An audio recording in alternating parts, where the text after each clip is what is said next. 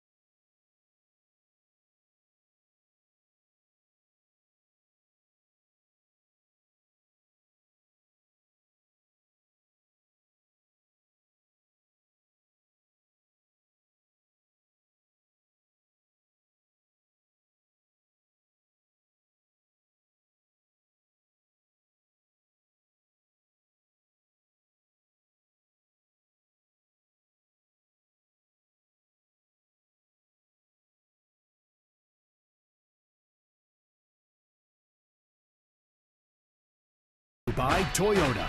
Toyota helps you get the most out of your drive. Just ask a friend who drives one. Toyota, let's go places. By Barrel Automotive, we're driven to be better. And by PNC Bank, for the achiever in you. Let's go Bucks. Well, great night for baseball here in Philadelphia. And as always, plenty of Pirates fans on hand, young and old alike. Pirates starting to play much better baseball. Winners of 4 of their last 5, and A.J. Burnett returns to Philadelphia. Last season, A very tough year for him and for Sean O'Sullivan. John Wayner, kind of a nondescript career. Yeah, just kind of a 4A pitcher. You hear about that with position players a lot, that, you know, they're good in AAA. They come to the big leagues, kind of role players, a 26th, 27th guy. That's kind of what O'Sullivan's been like. Check out the Toyota starting lineup. Gregory Polanco, Neil Walker, Andrew McCutchen, and then Starling Marte, his last 9 games, 7 ribbies and a .371 average. Pedro Alvarez next. Jung Ho Kang is at shortstop tonight for Jordy Mercer, so Josh Harrison is back at the hot corner. And Francisco Cervelli returns behind the plate for A.J. Burnett. Sean O'Sullivan, just his 3rd start this year, 0-1, a .491 ERA, 10-18 in his career. This is his 42nd career start. A guy that hasn't had a win in the big leagues. Again, up and down journeyman type of guy, spending some time in AAA, getting some starts at the big league level, but hasn't had a win in the big leagues since 4 years ago today. Over at third base, Cesar Hernandez, our Honda defense. Hernandez is there tonight because last night after the game they sent Cody Ashe down to the minor leagues to try and learn left field. Ben Revere is there tonight. Odubel Herrera in center, Jeff Francoeur in right. Freddie Galvis is at shortstop. Chase Utley, Ryan Howard on the right side of the infield, and Carlos Ruiz does the catching. Ryan Sandberg's Philadelphia Phillies are now 11-22 for the season, and it might get worse before it gets much better for Sandberg and the Phillies. They have now ended up in only in last place in the division, but the worst record in Major League Baseball. Last time the Phillies had the lowest winning percentage in the majors through at least the first 30 games was 15 years ago. Gregory Polanco leads things off for the Pirates. He was 2 for 4 last night, scored a couple of runs, was on base 3 times. The Pirates saw Sean O'Sullivan pitch 1 inning September 10th last year, and Gregory Polanco lined out against him. He faced 3 batters. Polanco, the only man in the lineup tonight that has seen Sean O'Sullivan as he takes strike 1. Not a very hard thrower. He'll average around 90 miles per hour on the fastball. Throws a slider, changeup, and a curveball. Very seldom does he throw the curveball. 1 ball, 1 strike, coming off the disabled list officially. And left knee tendonitis. It's his 3rd start this season. And a couple of strikes on Gregory Polanco.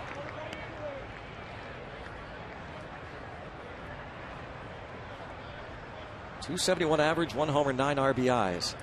84 degrees at game time.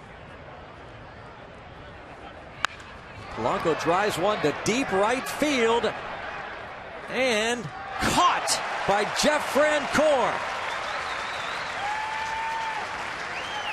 Now you think almost here in this ballpark, anything that's hitting the air to right or left field straight away has a chance of landing in the seats. Looked like off the bat that Polanco was going to pick up his 2nd home run, but just missed it. Didn't get all of it. Francoeur gets back there, finds the wall, times his jump perfectly. Excellent play by Francoeur, the veteran outfielder. You know, a few years ago, this place would be a buzz. Fans would be going nuts. Would be able to speak. It's amazing. After a few years, what the difference of the atmosphere in this ballpark. Allegheny Health Network Supermo just making that catch in front of the Atlanta sign where he played for many years. Francoeur. Strike is called on Neil Walker.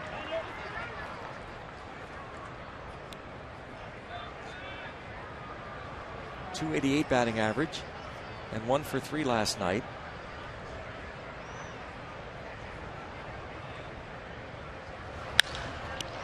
In the air toward deep center field. Herrera toward the track. Deepest part of the yard. He makes the catch just onto the warning track. Not a very good sign. A little lucky, I would say, for Sean O'Sullivan. The first couple of balls hit off him. Traveling close to 750 feet. Rivers Casino tips to win. Looking for a big offensive night tonight. And in fact, we'll call that more of a prediction than a tip. Give A.J. Burnett some breathing room. Give him a lead to work with. And for A.J., continue to limit the lefties. He has dominated against left-handed batters so far this year, almost 100 points lower than a year ago. So you see again, the top one, the prediction. The second one was the tip to win. Not again. I mean, for me, I usually just throw out tips to win. I almost always tips to win, not predictions. You don't make predictions? Today I threw out a prediction. We were going to have a big offensive night, and AJ's going to have breathing room. Now, it might only be 4 or 5 runs. We'll count that. For AJ, that's a big offensive night. Andrew McCutchen 0 for 2 with a walk. Run scored, sacrifice fly last night.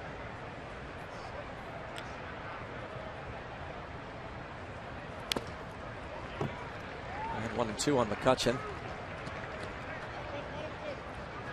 See a little late tail on that 91-mile-per-hour offering. He will, in the past, he pretty much stayed away with his fastball. This year, he's throwing it inside a little more. He's elevating the fastball a little more, at least through his first couple of starts.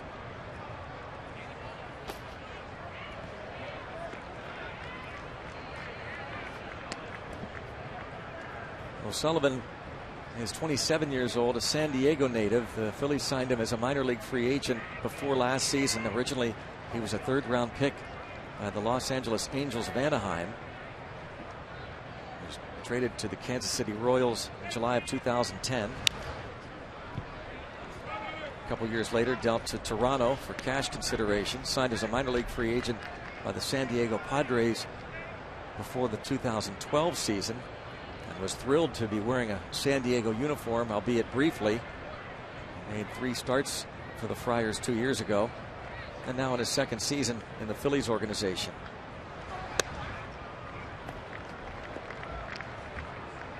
And there he tried to throw that curveball. It appeared not a good one. He'll throw less than 5 a game.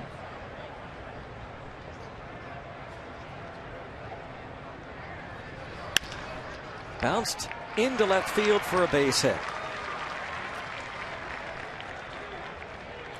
A 2-out single for McCutchen. Fastball, he wanted it away, got it up a little bit. About thigh high, not quite on the outside edge, catching a lot of plate, and Andrew McCutchen will do heavy damage against pitches left there. Actually, Sullivan has to feel fortunate that all that McCutchen did with that pitch. Yeah. When Andrew's creating backspin, and when he's creating backspin, he's hitting it out of the ballpark. When you elevate a pitch out over the plate like that, it's in the seats in right center field. And now it's Marte. Takes the strike. Tied for 6th in homers and RBIs in the National League. 8 home runs, 24 RBIs, our Barrel Automotive League leaders.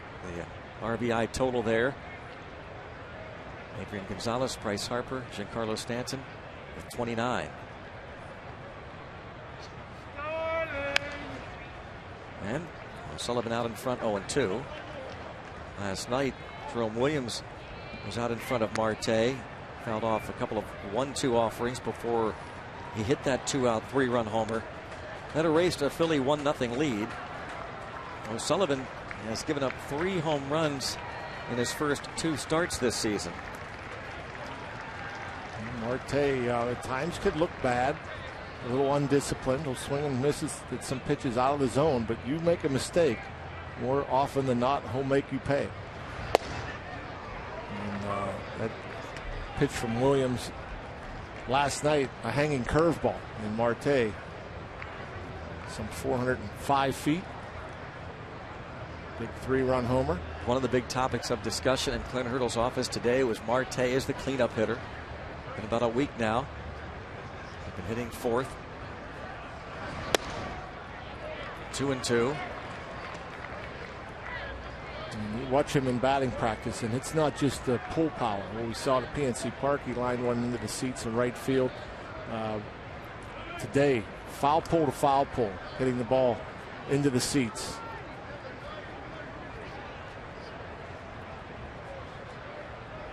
Now 2-2. A full count. Although not center field. He hit some balls deep to center. The ball kind of was dying out there today. He couldn't get a few off his bat in BP today. I'm thinking, well, that's in the shrubbery. That's in the bushes, but couldn't get it out there.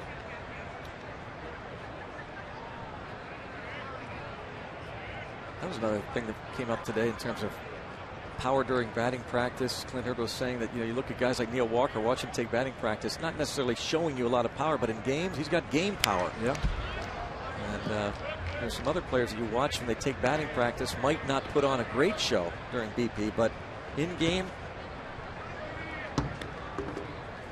And Neil does. When he gets a hold of it, he'll hit as far as anything. Yeah. I mean, we've seen some majestic bombs from Neil Walker.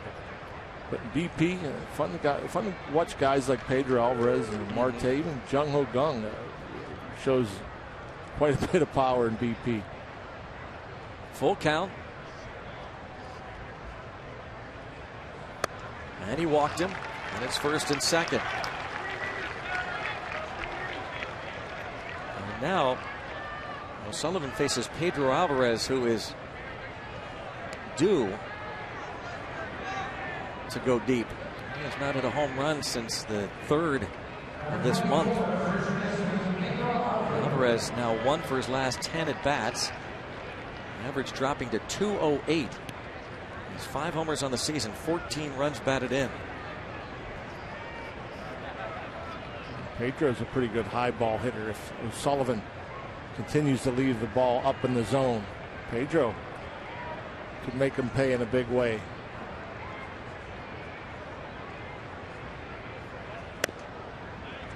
Too far out of the zone. Now Carlos Ruiz going to call timeout, and this is really an example of the Phillies' struggles. That this is no disrespect to Sean O'Sullivan, but a pitching staff that over the years has, through injury or trade, gone from one of the best in all of baseball. Remember the days of Halladay, Lee, Hamels. Now basically forced to throw a journeyman out there, making his 42nd start in parts of 7 years in the majors.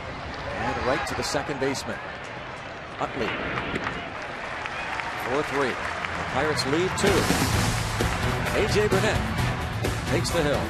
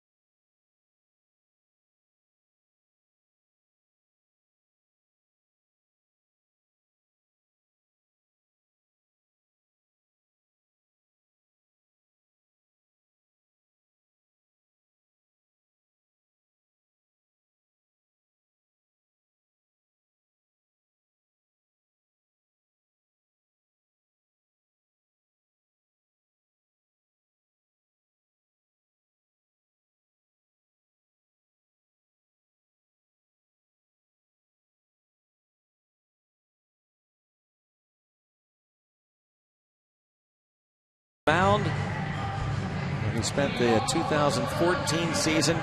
Burnett finished 8-18. He led the league in losses, 213 innings, gave up more runs than any pitcher in the league, more walks, but he did go out there to make 34 starts, which also led the league.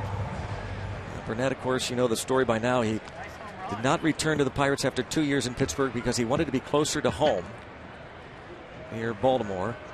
Let's take a look at the Phillies starting lineup, and it is brought to you by Honda. Ben Revere, Freddie Galvis, Chase Utley, Ryan Howard, the big cleanup man. 3 career home runs against Burnett. Jeff Francoeur, Cesar Hernandez, Odubel Herrera, Carlos Ruiz, and Sean O'Sullivan.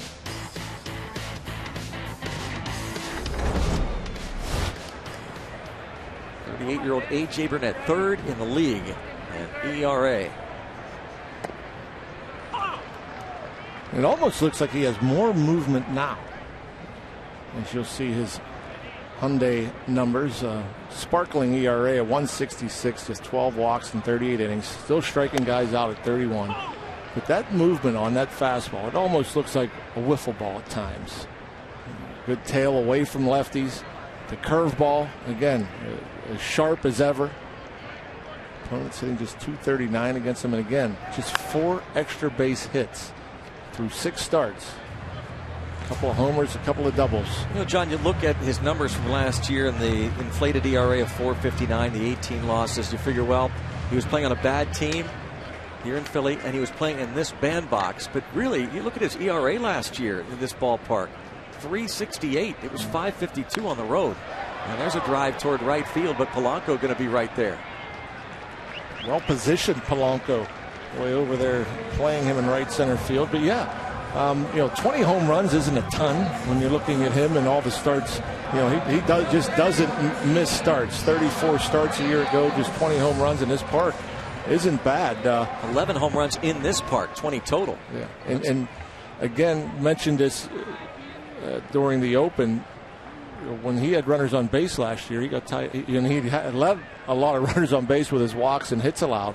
And he didn't do a great job, not a horrible job with runners in scoring position, but opponents hit over 270 against him.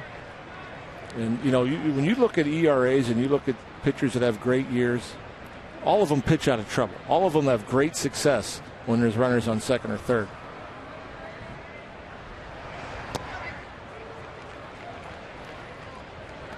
Oh, 0-2 now on Freddie Galvis, who was 0 for 3 last night. He's not facing the most formidable lineup in the league, these Phillies. Takes care of Freddie Galvis in quick fashion. And that's one of your better hitters in the National League. And A.J. made him look foolish. 330 batting average for Freddie Galvis. I mean, look at the bite on that breaking ball. It starts out, it looks like it's going to be thigh high in the strike zone, ends up around his toes.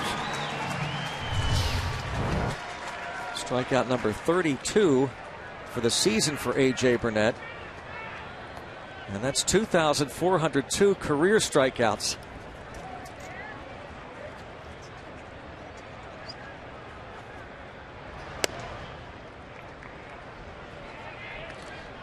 Some pitchers, like it's almost like when they have a real good hard biting curveball like AJ, some guys it breaks so sharply you can almost hear it. It's almost like a bee flying by. You hear boom. Well, you think there's more movement now than you remember from a couple years ago? I think on the fastball for really? Sure. Why is that?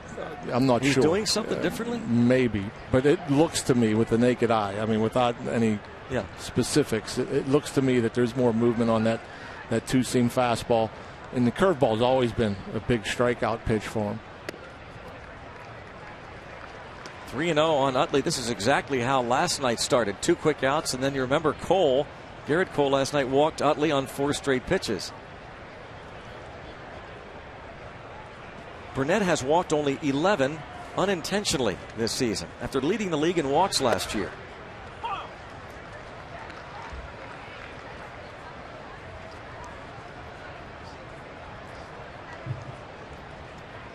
.38-year-old native of Little Rock, Arkansas. Signed with the Pirates for $8.5 million. The Philly player option was for $12.75 million. Here, Alvarez went too far off the bag, so it's Burnett who has to go over and cover. He does. 1-2-3.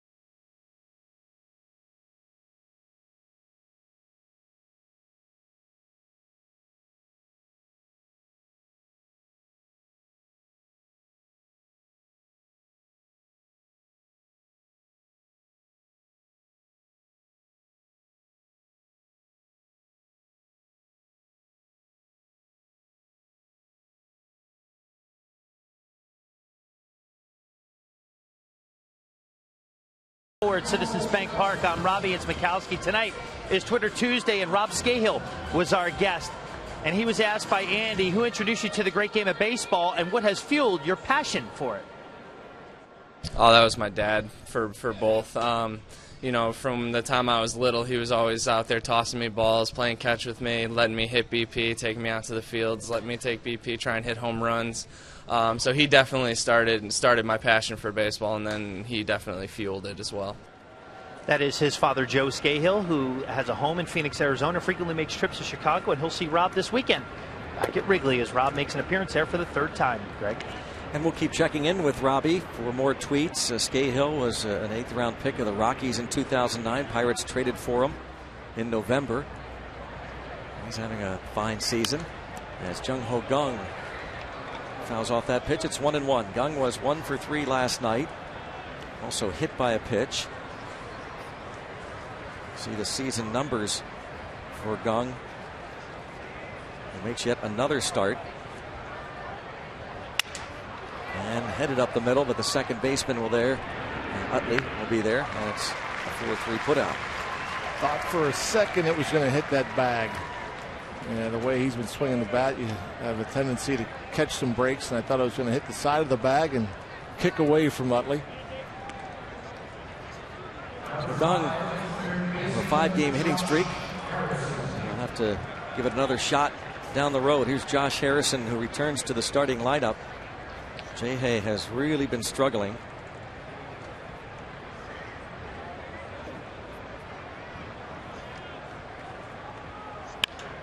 Ground ball, backhanded by Galvis, long throw, and gets Harrison.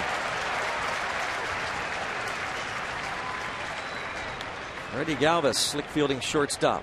And even when Josh, obviously he's had some tough at bats, but he's also had some hard hit balls this year. And that ball was hit hard, couldn't find the hole. Nice little play by Galvis. Good quick crossover.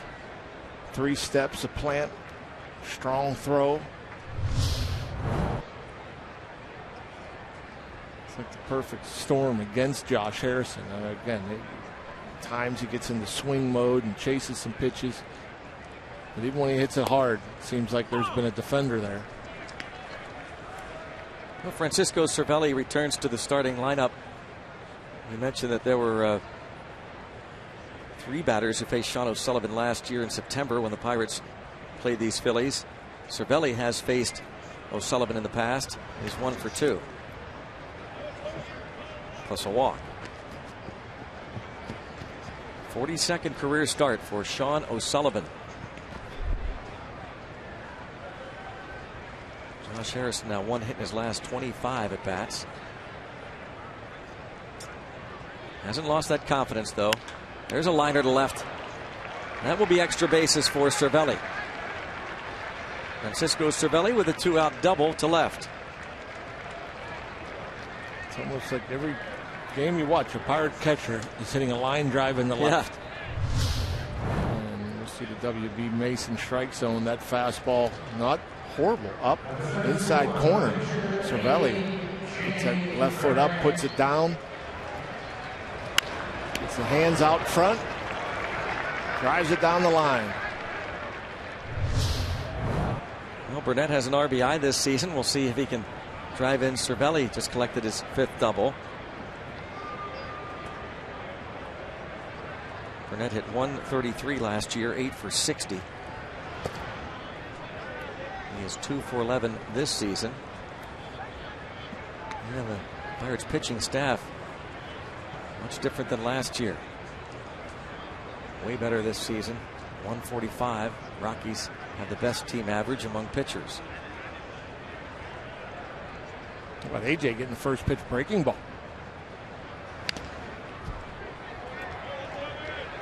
Sullivan showing some respect.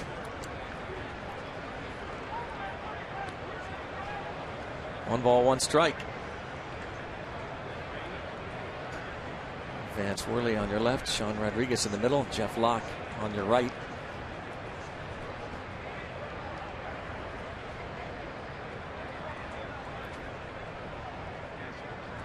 One ball, one strike. And now 1-2.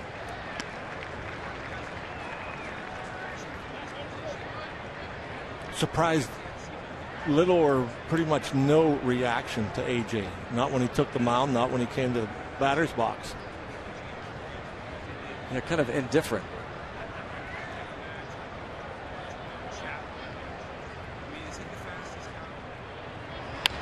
Half swing. Wow. Bare hand. O'Sullivan and AJ Burnett looking at him.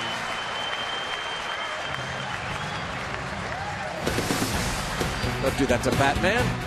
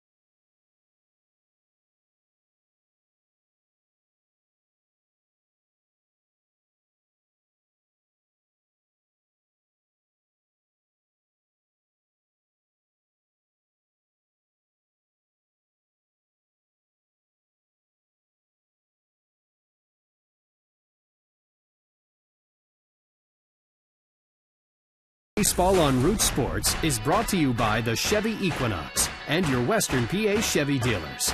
And by Day Automotive. We're going to make your day. Let's go Bucks! Scoreless go to the bottom of the second inning. Sean O'Sullivan. Bare hand play of the soft line drive. Check swing by AJ Burnett. Here it is. Just reaction. Obviously not hit real hard. It didn't even stick in his palm. He had to end up blowing in his fingers. What's that all about?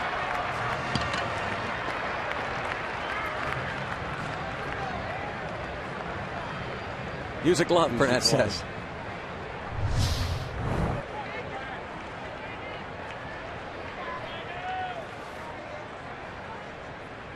Ryan Howard takes ball one. .235 career against AJ Burnett. 4 hits at 17 at bats. We showed you that he had 3 previous home runs off of Burnett. He's hit 6 home runs this season.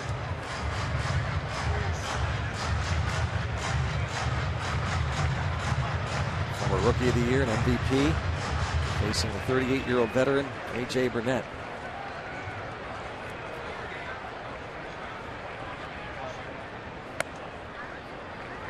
Howard is now 35 years of age.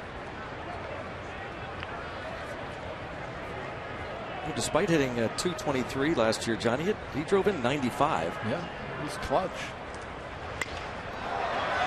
And into right for the out. One down will bring up Jeff Francoeur.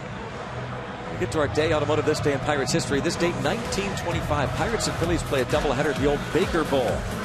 Phillies win the first game 8-5. Bucks took game 2 13-9. And in that second game, Kai Kyler went 4 for 5, a couple of doubles, drove in 4, scored 5. Glenn Wright also had 3 hits and drove in 3 on May 12, 1925. And where was the Baker Bowl? That was located just outside of the old Franklin Field. I have no idea.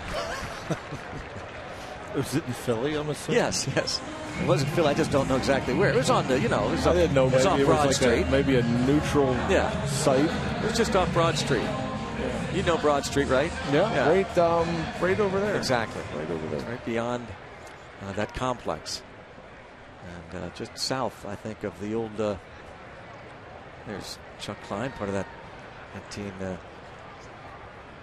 1920s team. Played the Baker Bowl. Strike is called. And Cesar Hernandez.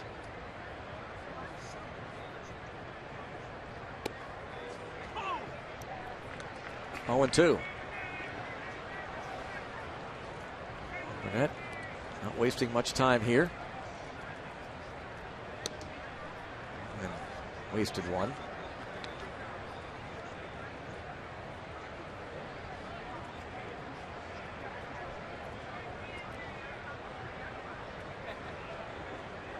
Baker Bowl, famous for that old Baker Wall. 60 feet high.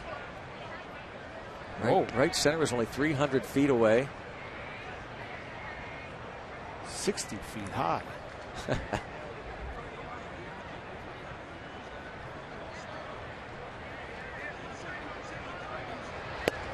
Didn't they call it the cigar box?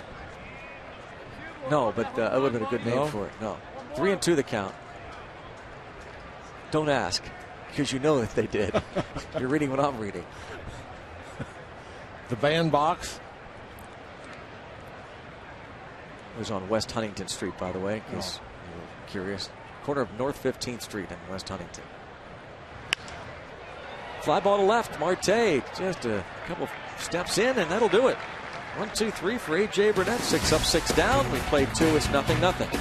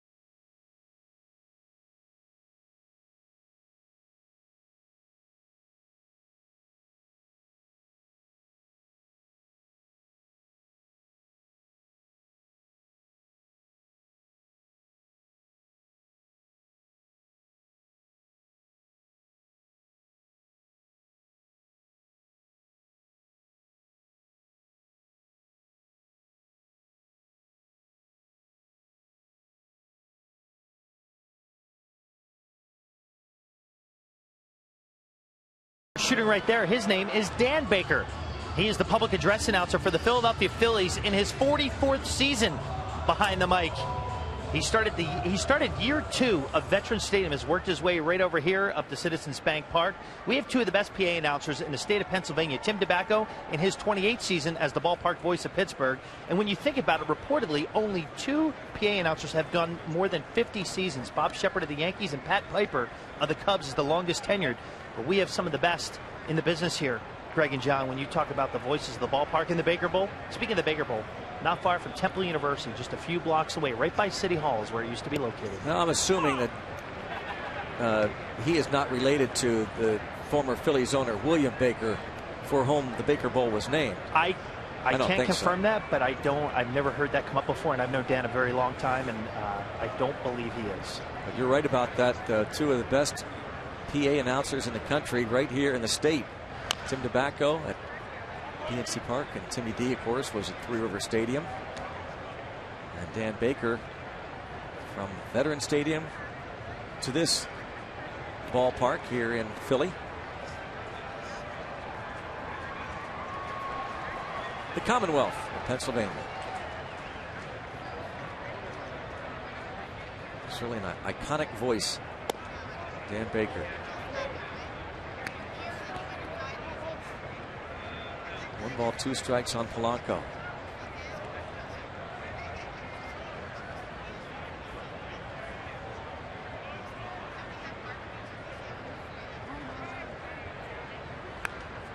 Polanco hit a ball to the wall in right field that Francoeur reached up and grabbed up against the wall. Sullivan tried to jam him there, one inside with the 2-seam fastball. And Polanco, big body, long arms. I wonder how often teams are going to try to crowd him.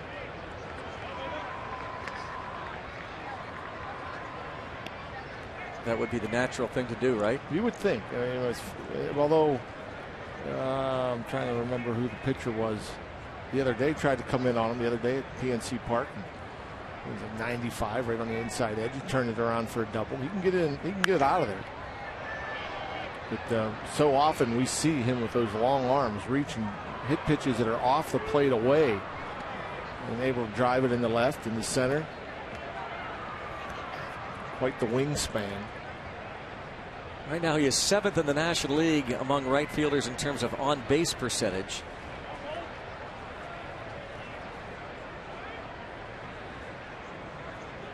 Sixth in runs scored.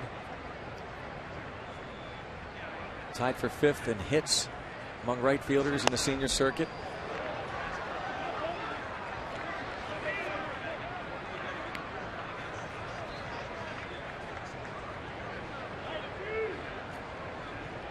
Plate umpire Lance Barrett.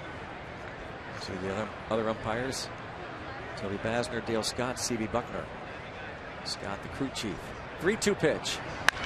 Lines this one to right field, and Francoeur is there again. Now Francoeur has gone back to rob Polanco of extra bases, and here he comes in to rob him of a base hit. Boy, that ball was scalded out there to right field. That reminded me of Cliff Floyd. Cliff Floyd hit some of the hardest line drives I've ever seen. And that ball off the bat looked like Utley might catch it. Yeah. And just a screamer. It just wouldn't come down. And Francoeur being aggressive, good jump. Able to hustle in and make the play. Now Neil Walker. Sean O'Sullivan appreciating the effort by Francoeur. So that line drive, he figures that's a hit, and then he sees the veteran come in and make that catch.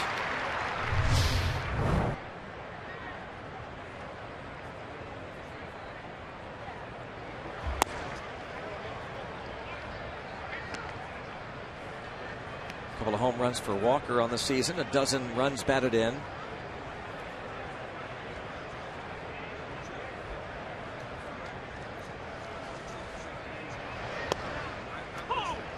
Takes a strike, and obviously did not agree with that one. Back in the old Montreal days when Moises Alou was still there and Cliff Floyd, Danny Darwin was pitching. Remember when we had Danny Darwin? And Alou hit a line drive to center. I was playing center field, and I came charging in, and this was like a 0-0 game. Came charging in, thought I might be able to make a play. The ball bounced like 5 feet in front of me, and then I'm kind of no man's land, and I'm just trying to block it with my body. It goes by to the wall for a triple, or maybe it was a single and 2 base here. And luckily he didn't score, so it was still 0-0. And an inning later, Cliff Floyd comes up and he hits a line drive to center field. And there's a line drive to center field. To center field. Well, Cliff, again, he hit the hardest line drives of anybody I've ever seen. Now, he hits a line drive to center field, so I'm cautious. Now, after what happened, I'm cautious. I stayed back. It almost hit me in the foot. It carried out to about 5 feet in front of me. All I had to do is take one step. Darwin, what are you doing out there? You made the catch. No, it bounced in front of me. I was staying back. I wasn't going to let it get by me. Almost hit you in the foot. It was we're just looking at it was a triple. There was no error on that play. Here's McCutchen now, who singled through the left side of the infield his first time up.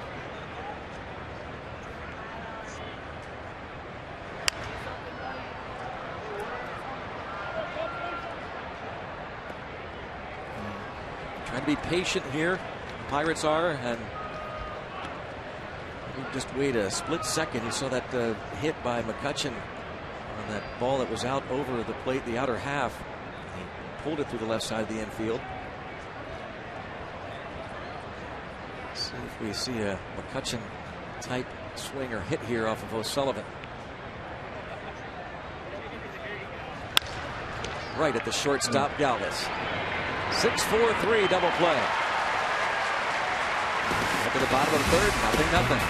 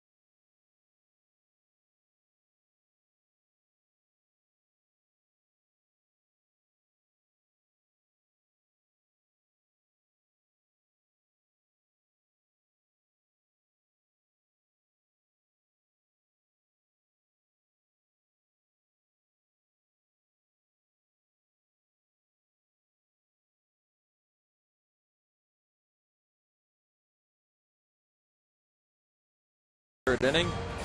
Andrew McCutchen hit the ball hard, but right at the shortstop. Our Chick-fil-A double play will be routine. Andrew McCutchen doesn't hit into many double plays, but when you hit the ball that hard, it gets to the shortstop Galvis that quickly. And that's a pretty easy turn. And Neil Walker getting out of the way, couldn't get halfway to second base. I don't know if I've ever seen that. Willie Stargell did that about 35 years ago. Slid to 10 feet shy of the second base bag. You're either going to peel off in the right field or you're going to get out of the way of the throw. And Neil gets hit with enough pitches. You think he just put the head down and wear one off the top of the helmet. 1-2 on Herrera, who hit the home run, his first career home run last night off Mark Melanson. Got the Phillies to within 1 in the 9th inning. Rule 5 pick from the Rangers, Odubel Herrera.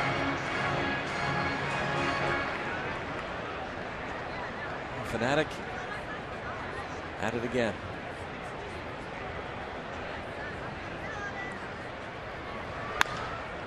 All right out to Polanco. That's his third putout. We talked last night about how every inning, with the exception of what turned out 2 frames, Andrew McCutchen had a putout. He ended up with 9 putouts on the evening. They were all pretty routine. Now Polanco getting involved. He's made a putout in each of the first 3 frames. I wonder what the record is for a 9-inning game. Putouts for an outfielder. Couldn't be many more than you wouldn't think. That's a lot of action. Yeah. As an outfielder, you can go through a game without touching a baseball. Yeah. Busy night last night, but again, didn't really have to run all that much. And routine fly balls pretty much right at him.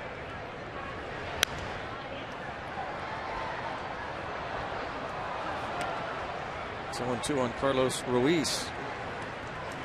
He hit one of those flyouts to McCutchen, was 1 for 4 on the night. He singled in the 9th inning against Melanson.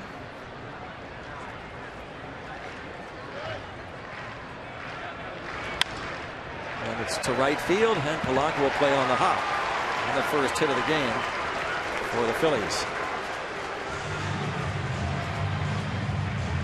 Download the MLB.com ballpark app on your mobile phone and check in next time you're at PNC Park. Free app personalizes your PNC Park experience with check-in offers, rewards, social media, and exclusive team content. Download the ballpark app with Google Play or the App Store on your iPhone or Android. Pitcher Sean O'Sullivan not bunting. What's going on here?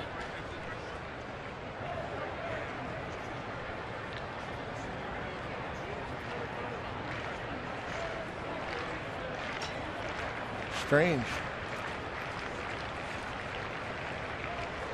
Now he squares. And the runner goes. And the throw from second base from the catcher to second base, Cervelli to Gong, is going to be routine to get Ruiz. Boy, the Phillies trying to. That's embarrassing. If you're a manager, you are embarrassed right now. He doesn't square first pitch, and they put on a hit and run, and he misses the sign. I'm guessing he missed the sign both pitches. O'Sullivan did. Cervelli throwing from his knees, and gets that throw, a strong, accurate throw to Jung Ho. But yeah, that's embarrassing. Well, if you're a manager. I'll tell you what I didn't understand is if he missed the sign the first time. I've not seen a third base coach not call time right away and go up and talk to the guy. I've never seen that before. Yeah, I'm with you. You know, it's especially for a guy that just off the DL. He doesn't have a ton of experience. He does have a couple of starts. He should know the signs. Believe it or not, Major League third base coaches have the simplest signs, probably of anyone. And so they're not that extravagant. They're pretty simple. And if, you know, I mean, that's pretty embarrassing. If you're a Major League manager and you see that happen, it's not good. 3-2, and I mean, nothing against Ryan Sandberg because it's a long year. This team is struggling, but I'm not sure. You know, one of my better hitters, Ben Revere, is on deck. I don't have many good hitters. I just routinely bunt the guy to second. Yeah, exactly. And so I don't know. Maybe it wasn't O'Sullivan that missed the sign. Maybe it was Ruiz that missed the sign, which would be really hard to believe. Really hard to believe, but obviously somebody missed the sign. They don't bunt and run in the big leagues. Pete McCannon, the third base coach, former Pirates coach and interim Pirate manager at one time. O'Sullivan gets a piece of it. There's Carlos Ruiz thrown out 2-6.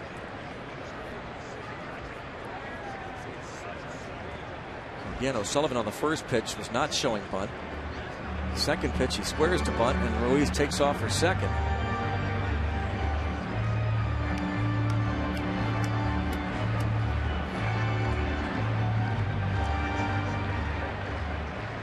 Sandberg, he and Paul Molitor, former Hall of Famers who are now big league managers. It's a rarity. In fact, they represent the first Hall of Famers to manage in the major leagues at the same time. And they are only 2 of the 3 Hall of Famers to begin their big league managing careers after being inducted into the Hall of Fame.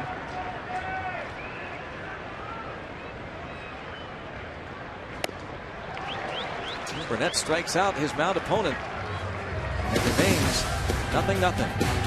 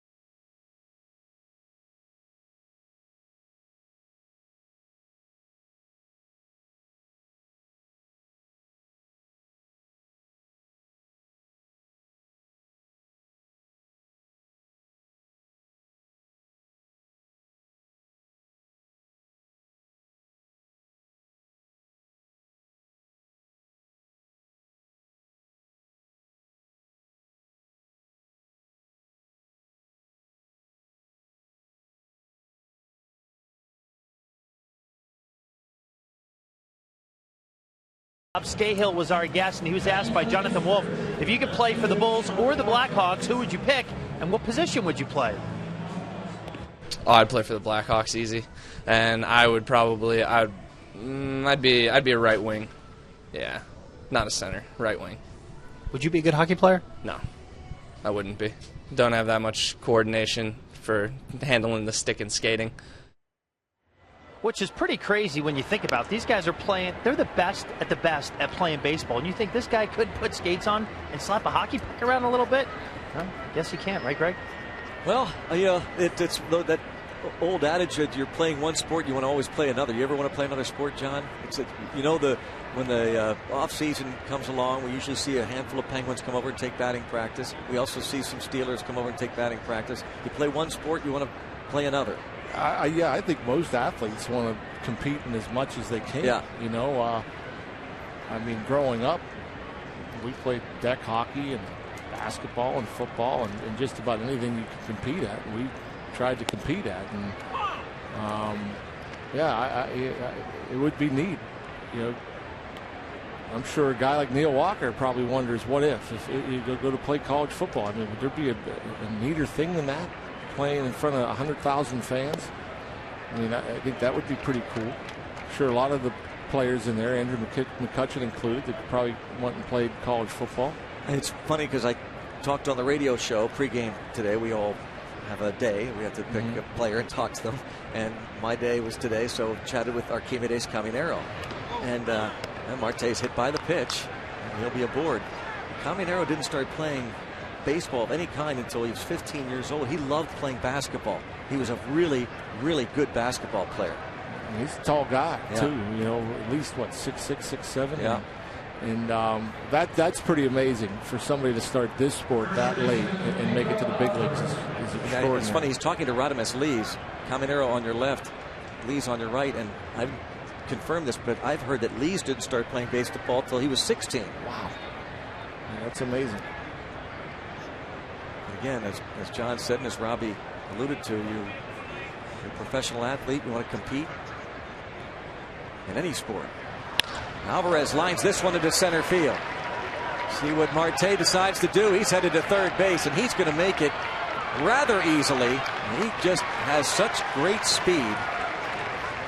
He didn't make that decision until he had just rounded second base. And I'm looking, Ryan Sandberg's out. Chase Utley's straddling second base. As you see Pedro, nice swing missed the bag. Staying inside it. Marte did decide late to make that decision. I think he might have missed second base. Let's see here. And you see he's not going hard from first to second. Turns it on around second. And he hit the bag, as you can see.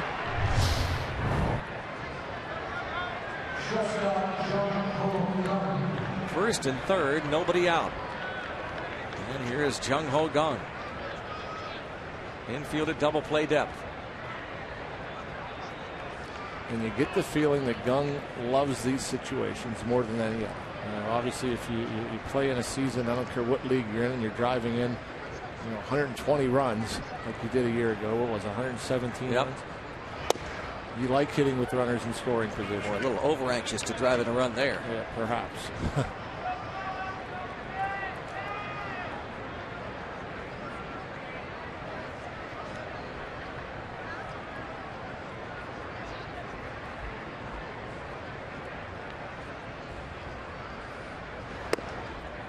One ball and one strike. Another two-seam fastball.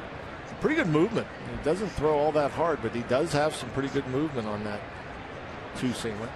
In 418 at-bats last year, Jung Ho Gung with 40 homers, 117 RBIs. He hit into 8 double plays. And 1 and 2. In 418 at-bats, he struck out 106 times.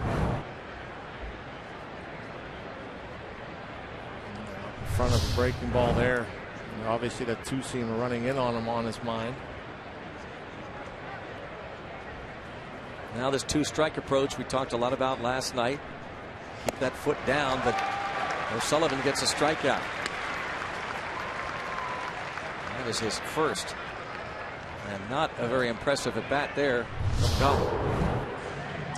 Nope.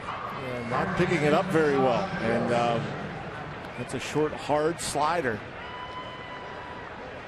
See, he just didn't really pick that left foot up.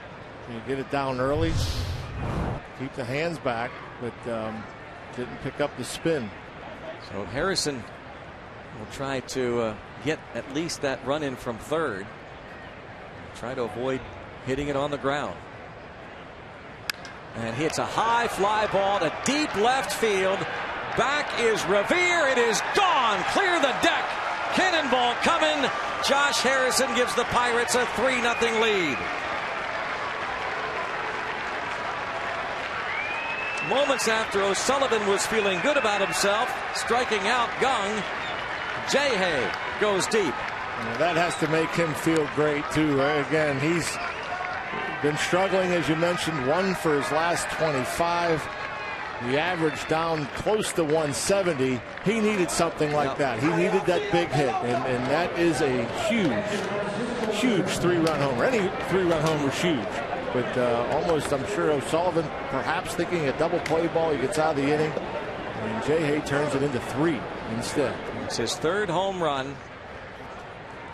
Gives him 9 RBIs, and back-to-back nights the Pirates hit Earl Weaver's favorite, the 3-run homer.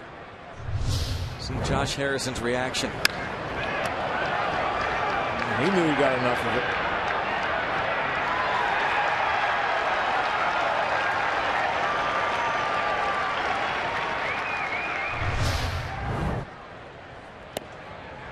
Strike on Cervelli, who doubled to left his first time up.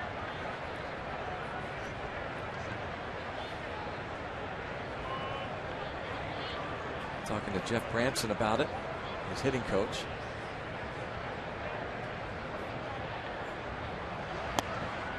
We've watched Jay last year. We've seen him hit pitches up in the zone. We've seen him hit pitches down in the zone. We've seen him hit inside, outside. So I know there's been concern recently because he's been in swing mode. He has chased. He has swung and missed. He has. But he's hit those pitches in the past. It's nothing new. He's always been one of the, what do you call it, bad ball type hitter. Yeah, but now, as you look at it, I mean, the timing just hasn't been there. But timing perfect. Whether he was looking for that fastball in there or not, who knows? But foot got down in time, got the barrel out, got some backspin. Jay with 3 home runs, hit 13 last season. Key to a great hit, which Josh Harrison proved that he was a year ago, hitting .315, is controlling his hands. Regardless with the change of pace and the different pitches that he sees. Cervelli is going to be retired. But the thing for him, he's a bad ball hitter because he controlled his hands. If his foot got down early, his hands stayed back. He was always quick enough to get to a fastball, but his foot would get down, his hands would stay back, and then he would go to the ball. You'd always see, that top hand of his would be going towards where the ball was. It could have been a breaking ball an inch and a half off the ground. He'd get down early, but he'd be able to go get it and slap it in the middle. Slap it up the middle, slap in the right field. Were you seeing anything different the early part of this season? I don't know if so much I think it became mental at some point. Mechanically, I mean, sometimes as a hitter, you get into that mode to where as soon as that foot hits the ground, your hands start. You can't control it. You can't stop it. You can't control your top hand. You can't control swinging the bat. And he was in that mode there for, not the entire slump, but there was a couple of games where every ball that left the pitcher's hand, he was offering it. He couldn't control it. And I think a lot of hitters go through that from time to time.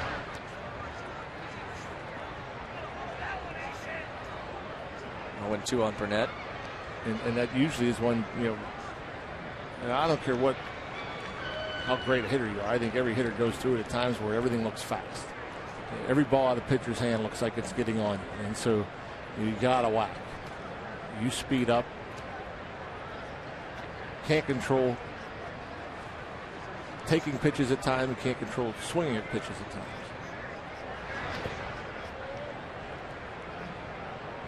Off that.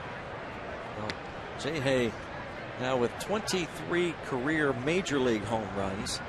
That is his first of the 3-run variety. His first career 3-run homer.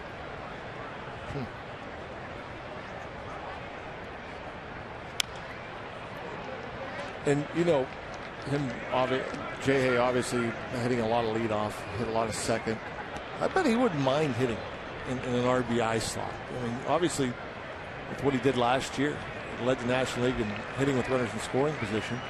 And has that slow heartbeat that Clint Hurdle talks about in those situations.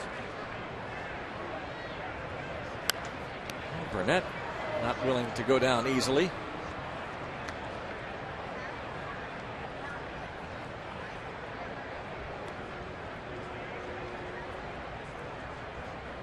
His first time up, he hit the check swing soft liner back to O'Sullivan, who barehanded it. Did he go? Oh. Billy Basner giving Burnett the benefit of the doubt.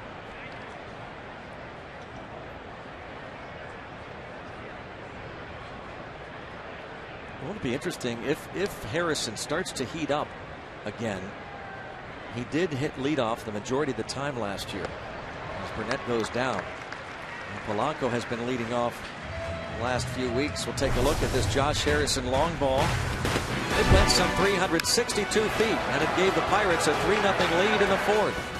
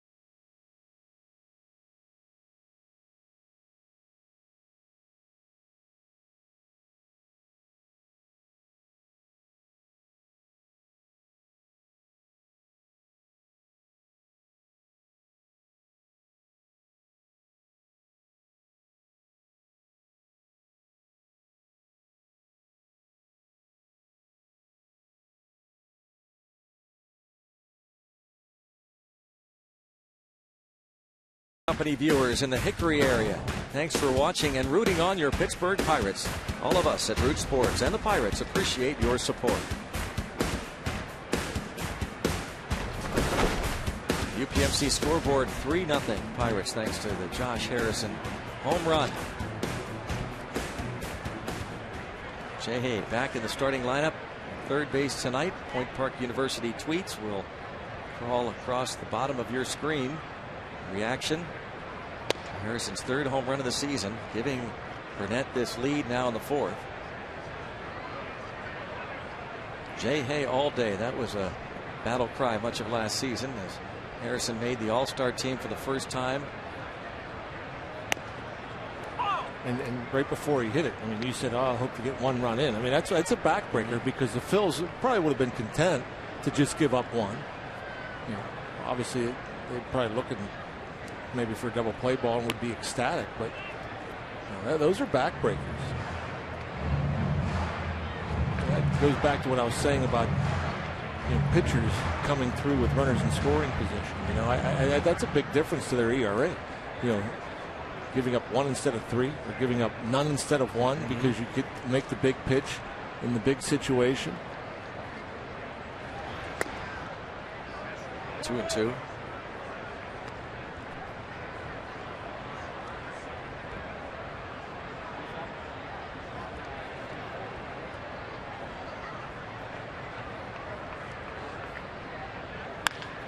Hit hard, but right at Pedro Alvarez.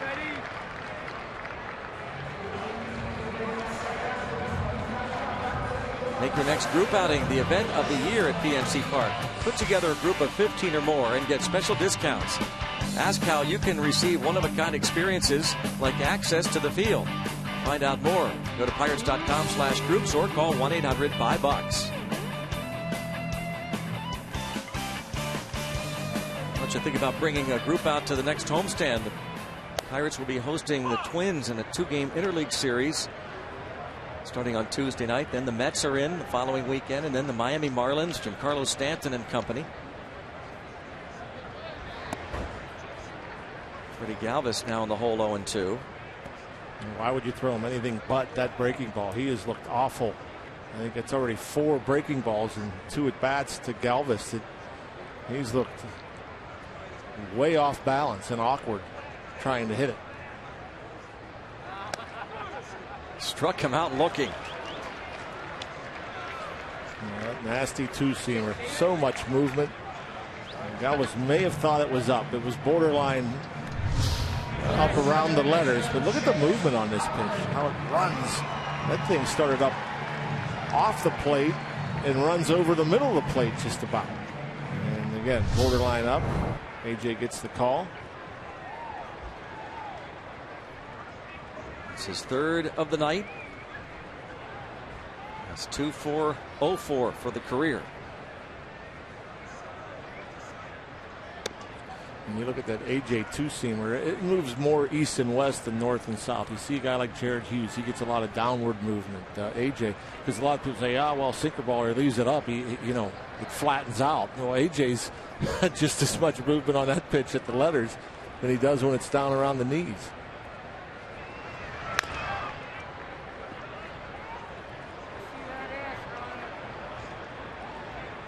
Utley bounced out to Neil Walker in the first inning.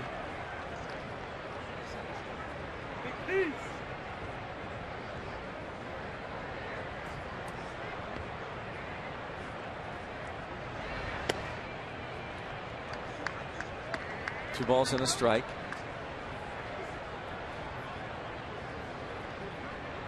For the season, Burnett has struck out 34. He is 40th on the all-time strikeout list. Line drive, base hit for Chase Utley. 13 for 100. Don't have to be a math major to figure that average out. Chase Utley, that base hit raises his average to 130 through 100 at bats. That's truly remarkable. And you look at the way he goes about his business, doesn't look a whole lot different than ever before. Still on the plate, still has that short, compact swing. And a miserable start.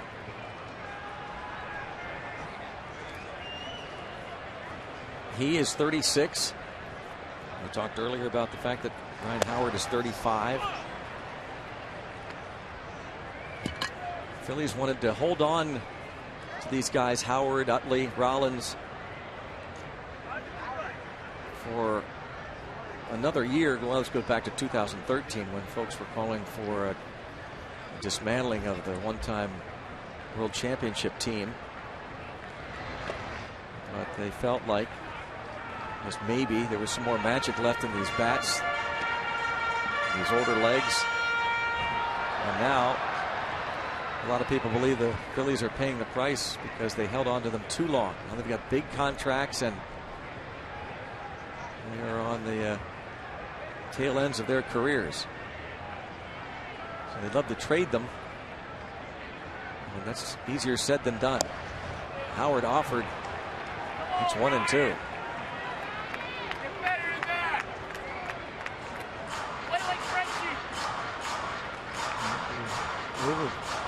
On big contracts, I tell you, it's very rare that they work out. That they work out. Very, very rare.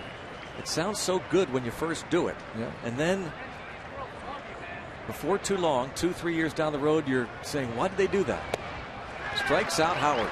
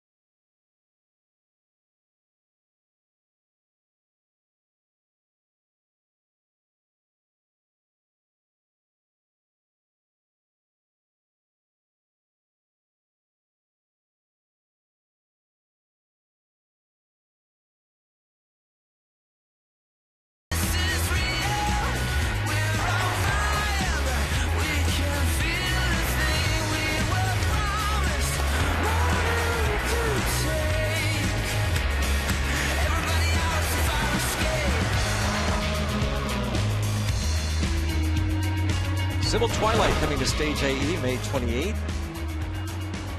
Twilight in Philadelphia. The Pirates lead the Phillies 3-0, and it is Gregory Polanco. He's hit the ball hard twice, nothing to show for it against Sean O'Sullivan. Sent Jeff Rancourt leaping at the wall in the first inning and lined out to shallow right his last time up to Rancourt.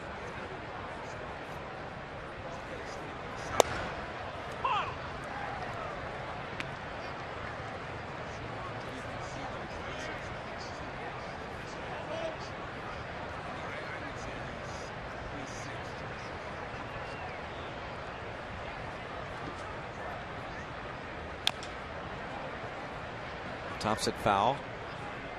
Cardinals back in action tonight. They lead the Cleveland Indians 3-0. Lance Lynn working on a 4-hit shutout.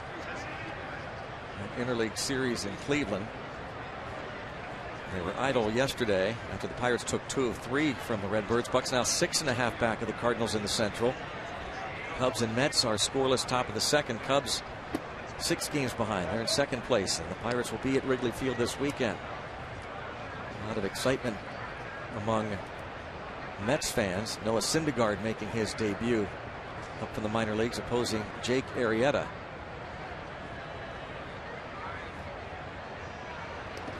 2-2.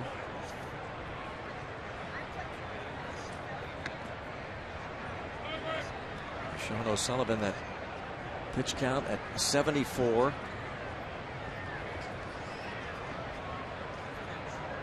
Polanco, Walker, McCutchen here in the top of the 5th.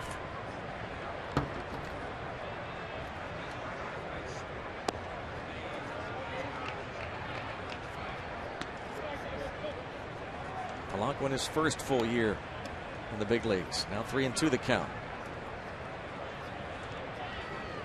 It'll be interesting to see, what he turns out to be. Is he a leadoff hitter? Is he a middle lineup guy? I mean, he's a big guy with big power. This is a pop up to shallow left. Galvis.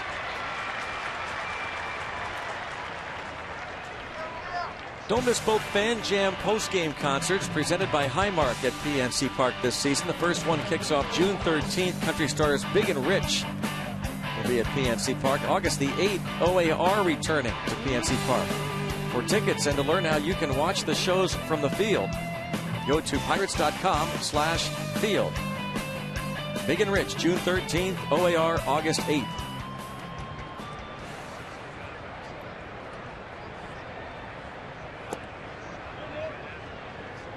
We're talking about the guys that are displaying big power in BP. Polanco is hitting them as far as anybody. It'll be interesting. We see more line drives spraying the ball around, but you got to assume that's going to develop into a power bat.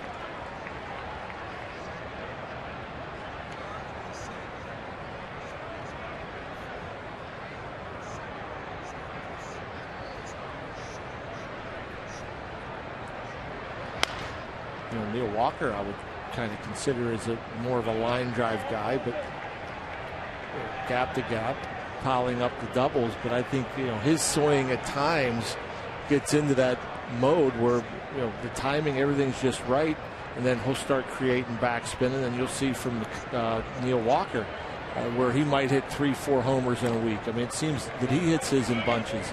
He's not a guy that's going to hit one a week throughout the year, but he'll go a couple weeks without one, then hit 3 or 4, and then maybe cool off with the long ball. And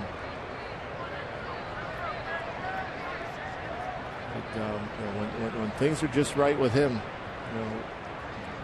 he can hit them very far. It's interesting to kind of watch what's been developing this past week as the Pirates start to win more ball games. Tonight, Josh Harrison, the 3-run homer. Marte last night, the 3-run homer.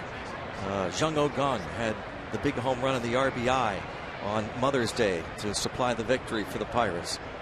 Jordy Mercer quietly had 3 RBIs on Saturday. The point being, talking about a different player every night. And when the offense is going, even at half pace, that's what you can pretty much expect. I was talking recently to a big league scout, John, the other day, talking about the woes of the Pirates team for the first month. I mean, they were hovering around 500, but most people thought the Pirates' offense would be clicking. He said, I've never seen, this is a veteran scout, so I've never seen one team where everybody was cold. Yeah. 1 through 8. He said, normally a couple of guys are at least hot. You might not have all your lineup guys going, clicking 5, 6 guys at a time, but normally at least a couple guys of your regulars are going to be hitting. The Pirates had nobody hitting. Yeah. And very unusual. Yeah, very unusual. And, you know, as you mentioned, like the big 3-run homer last night and again tonight, and you go back just 2 years ago, 2 and 3 years ago, this team relied on the long ball more so than anything else. It struggled offensively. They were poor first half teams, but when they started hitting the ball at the ballpark, they won, and then they made their runs towards the postseason. Last year's second half, it was a combined effort. They were doing everything, hitting with runners in scoring position, hitting the ball out of the ballpark, hitting a big extra base hit to score a runner from first. That's what I expect this team to end up being, you know, at some point in time. Hopefully sooner than later, but, you know, there were holes in that lineup 2 and 3 years ago to where you had, you know, 3 or 4 guys you'd rely on, and when they went cold, the Pirates struggled to score runs. But, you know, when they were going well, I mean, you'd almost count on one of them hitting a home run almost every night. But I don't see those same holes with this line. I see guys that should consistently give you quality at bats. McCutcheon, the girls miss your dreads. Where are they? 3 and 2.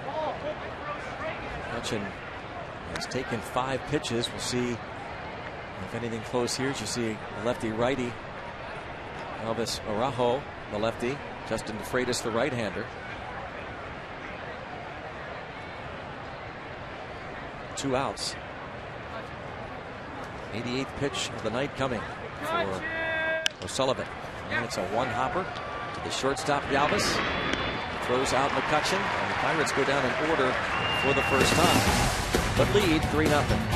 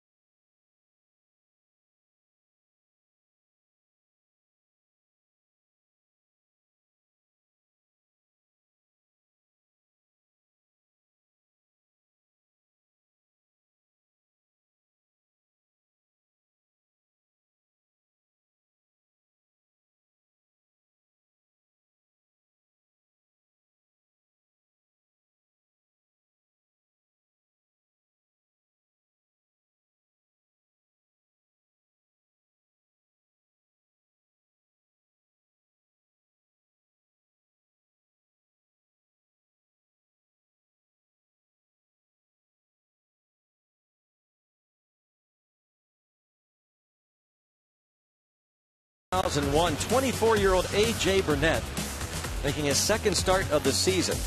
He had started the year on the disabled list for the then Florida Marlins. Tosses the third no-hitter in Marlins history. May 12, 2001 at San Diego. 7 strikeouts. He walked 9. Got a 3-0 win. Put A.J. Burnett in the record books. With Charles Johnson behind the plate. That's a crazy no-hitter, isn't it? Yeah. How about the play, Alex Gonzalez to Derek Lee? I mean, both of them on both ends. That could have easily went for a hit. You know, that's a guy, Alex Gonzalez. I tell you, you know how much people saw him play, but he was a wizard. I think he was a very underrated shortstop.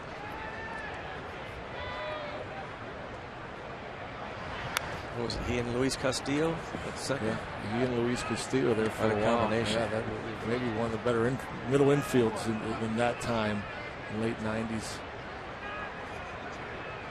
Oh, strong up the middle. Charles Johnson, the Gold Glover. That World Series, you pretty sure Charles Johnson, no pass balls, no errors. I recall that. Just missed to Francoeur. Interesting, by the way, that Sandberg has Francoeur in the lineup tonight. Grady Sizemore, career .353 hitter against A.J. Burnett. A lot of at-bats. Bounced routinely. Well, so routine. The ball hit off the edge, but he makes the play. Yeah, it hit the edge of the grass, the lip of the grass, and took a little kick to Walker's left. Made it look easy, though, Neil. He's good over there. Talk about underrated infielders. And AJ, he's 24 years old with a no-hitter. And with all the walks, again, he's never been a pinpoint control guy. And so I know a lot was made of all the walks he issued last year. And the one thing we noticed with AJ as a Pirate, he doesn't give in. You rarely will see a catcher set up, if ever, in the middle of the plate. He's still going to try to hit corners, and then late movement, gets a strike call at the top of the zone. It doesn't matter if it's 2-0 or 3-1. He's still going to try to paint, and because of that, he doesn't want to leave a pitch over the middle of the plate where he gets hit with a long ball. He'd rather walk it.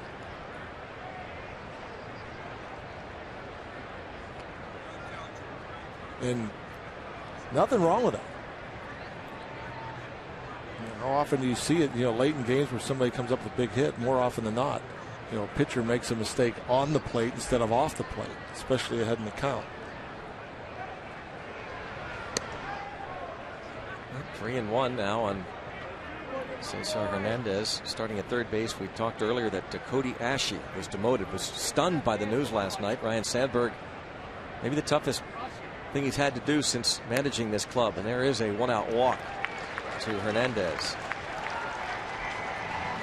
First free pass. We'll check out the Allegheny Health Network injury update.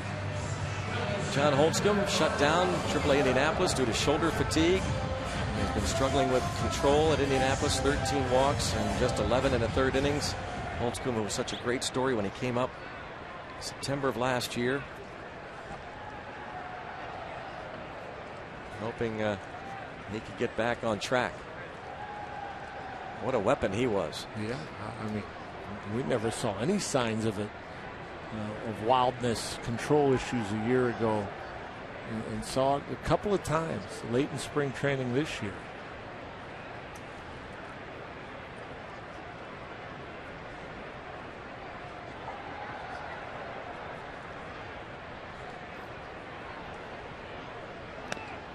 Trying to bunt for a hit, foul, tips it.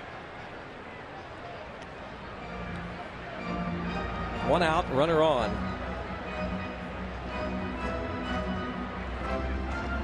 Herrera flied to right field in the third inning.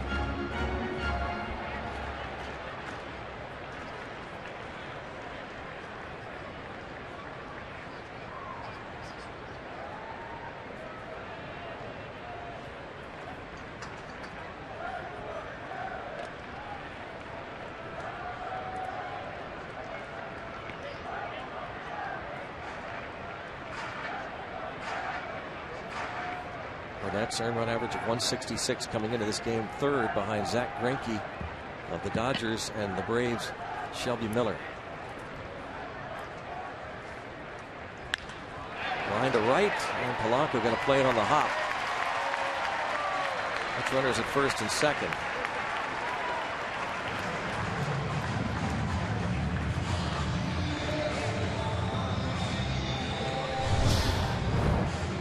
PMC strike zone, that pitch up middle of the plate. And that's the one thing now. AJ obviously just 3 hits allowed. 1 walk. First time we'll have to face a batter with the runner in scoring position. Whether by design or not sure, but he has the fastball for the most part has been up. He's throwing it for strikes, but it has been, a lot of them above the belt. See if you can get Ruiz to hit the ball on the ground. Ruiz single to right field. His first time up. Takes a strike.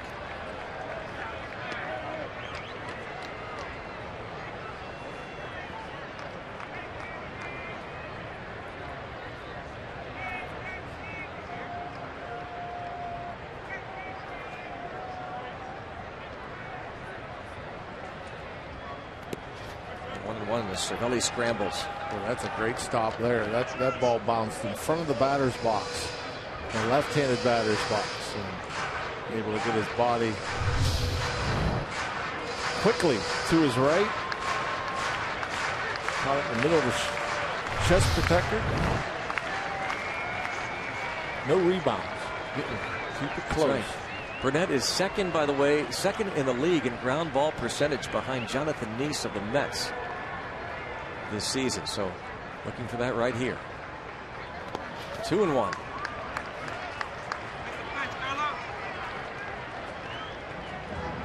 Just 1, 2, 3 ground ball outs tonight. Again, probably has something to do with the ball being up.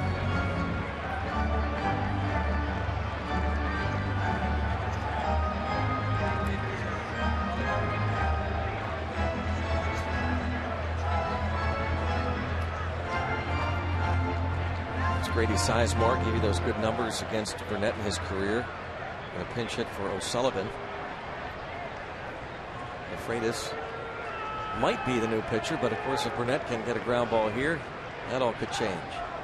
2-1 on Carlos Ruiz. And now 3-1. And again, not giving in. You saw how far outside Cervelli set up there.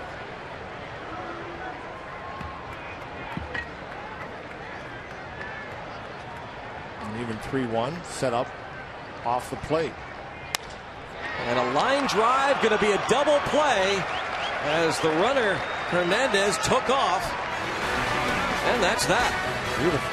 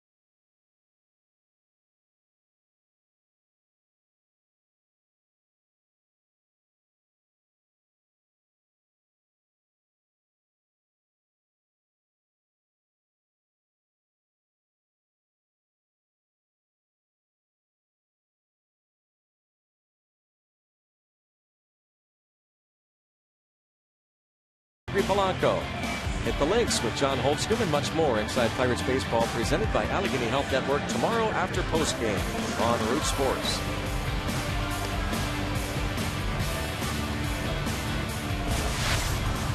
Philly Fanatic doing the hora to Haba Nagila.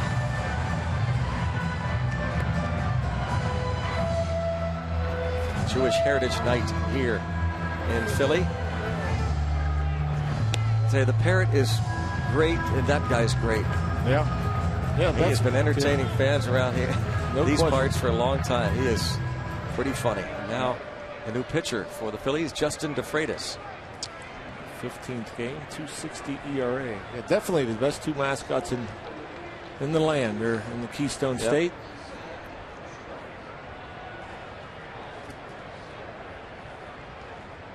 Sean O'Sullivan goes 5 innings.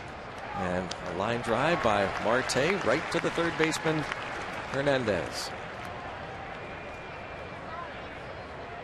Start the 6th inning.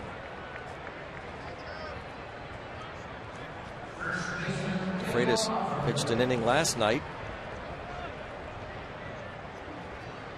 He got Alvarez to bounce to short. Ryan Sandberg used 6 pitchers in last night's ball game. Pirates winning it 4-3.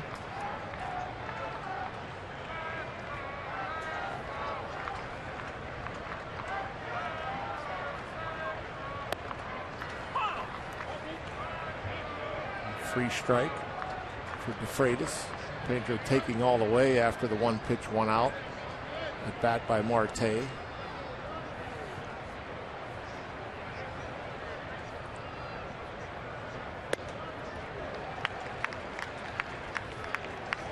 Fastball left up. Pedro, I'm sure, would like to have that one back. That's the one we see oftentimes where Pedro hits it the other way into the bleachers.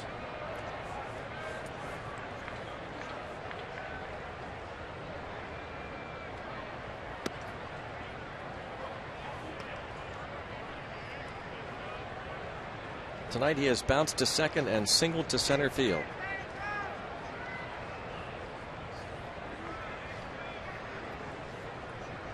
You see the 3 infielders on the right side. Utley in shallow right.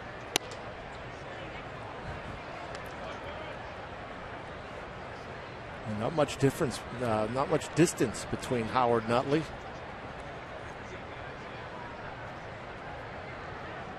A little more distance between Utley and a shortstop.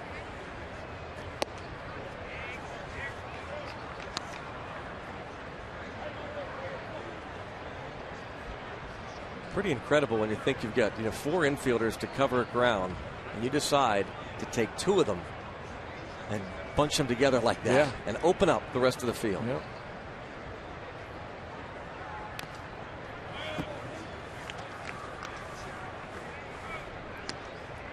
Yeah, and I think as a hitter, again, there's so much goes into it, the mechanics, the mental part, and you would think that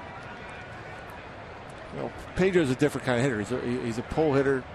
He's a guy that looks to hit the ball at the ballpark. But you would think, we've seen him hit the ball the other way, and it seems every time he does hit the ball the other way, there, the guy on the left side doesn't have to move.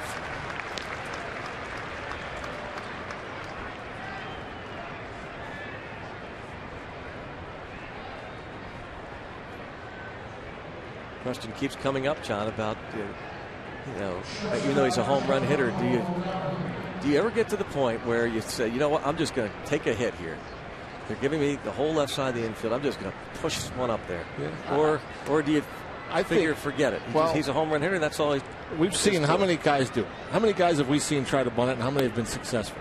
These big power hitters that pull the ball every time. Never. None of them. Nope. Because they've never bunted in their lives. And that doesn't mean they can't hit a ball the other way. I mean, I'm convinced that they're all good enough to where they work on it and they really concentrate on staying on top of the ball the other way.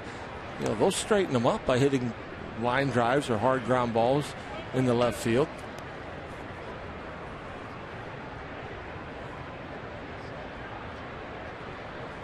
Because I believe if you're looking to drive the ball the other way, you're going to hit more home runs on accident because your bat head's going to stay through the zone a lot longer. Your hands are going to stay inside the ball a lot longer. You're going to create more backspin on pitches, especially off-speed pitches that are elevated.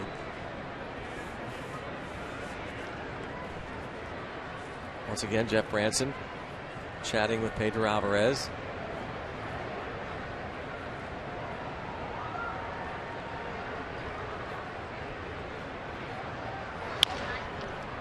Two and two on Gung with 2 outs. There's always, I don't care how many big league hitters, I'm sure they'll all agree with this and they'll all say the same thing. There's a little voice in the back of every hitter's head that fears getting jammed with a fastball. And so often, because of that little voice in your head, worried about getting the bad head out and not getting jammed, forces you to come off the ball, forces you to open up, forces you to roll over. Why is it that there's such concern about getting jammed? Because you don't have much time to hit. I mean, you don't have much time to recognize, react, and then put bat on ball. Okay, and so you got guys now with the big arms that are out there. Everybody's throwing as hard as they are. I mean, it's hard to just stay with that so-called stubborn approach and try to hit the ball the other way.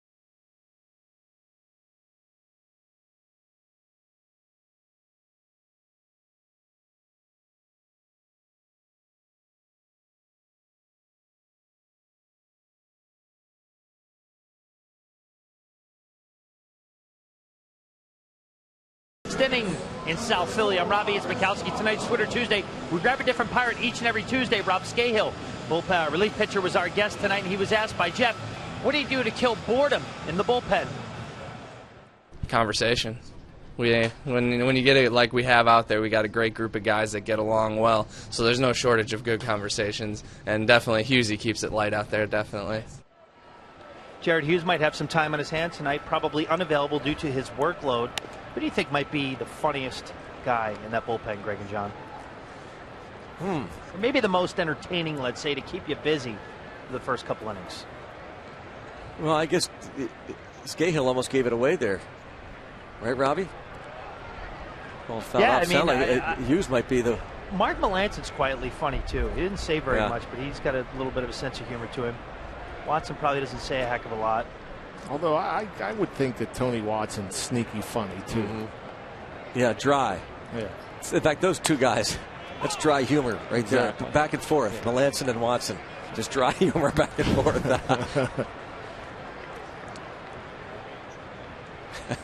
With very little reaction time. After they say something funny, straight-faced, play it off. And now Andres Blanco, the pinch hitter for Justin DeFreitas, hits that ball down the line and leads off with a pinch hit double.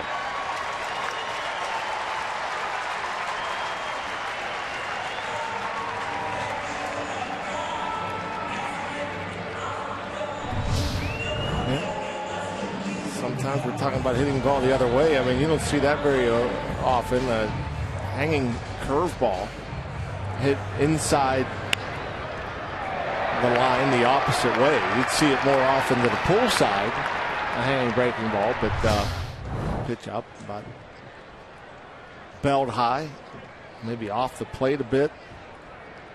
Good piece of hitting.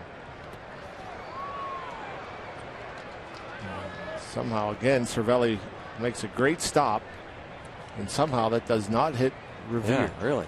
It looked like it went through him. He's barely getting that left leg. They never do it because pitch hit the dirt, but Revere never pulled that bat back. They called a ball, hit the dirt. Revere 0 for 2, lined out his last time up and bounces this ball inside the line, and this will bring a run home. And Revere racing into second base with a double. Ball sails into foul territory. Heck of a stop by Harrison. They almost pull off a sensational play, but it'll be an error on Polanco on his throw.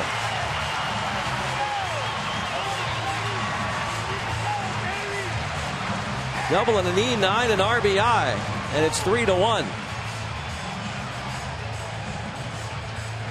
Anytime a ball is hit down the line, it's the responsibility of the other corner outfielder to back up any throws. Polanco with an aggressive throw, but way offline. But Starling Marte nowhere to be found. Jay does a good job getting out there, retrieving that ball. Jung Ho in a race with Revere to cover third. The ball arrived before Revere, but no tag. Here's Freddie Galvis. 3-1 ball game. The wild throw from Polanco. Great stop by Harrison to get out there and get the throw on the move to Gung.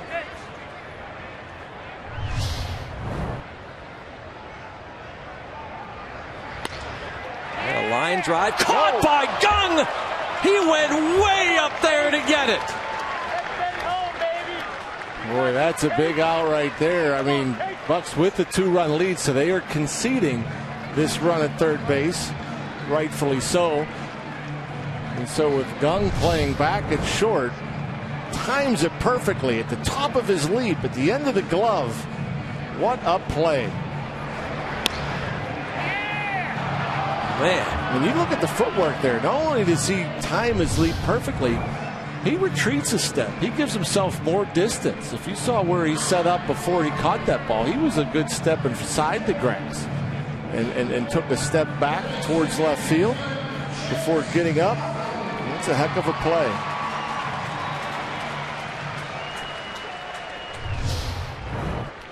That's where he is right there when he starts.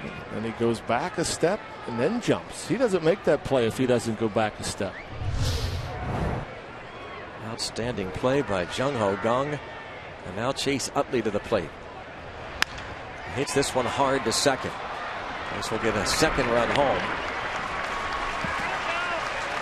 And it's 3-2. Well, I still admire Chase Utley. Every ground ball he hits, boy, he runs through the bag. I'm very hesitant ever to praise running hard. But this guy, as long as he's been around, he has never done anything but run through the base hard.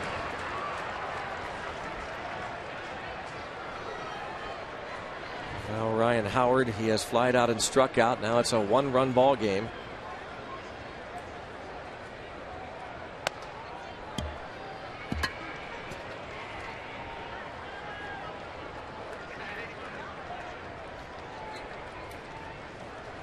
Burnett due up third on the top of the 7th inning. Cervelli's had a rough week behind the plate. I mean, he has been hit at least a half a dozen times. And just, man, they get hit often. And sometimes they're glancing blows. Sometimes, they won't even pause and just go about their business, but sometimes it gets them in sensitive areas.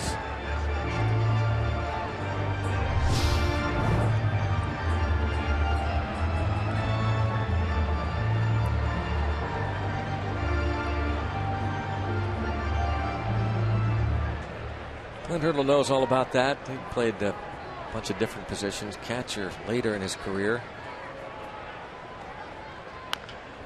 Bounce toward first, and that is as easy a play as there is. 2 runs, 1 unearned against Burnett. Now it's 3-2.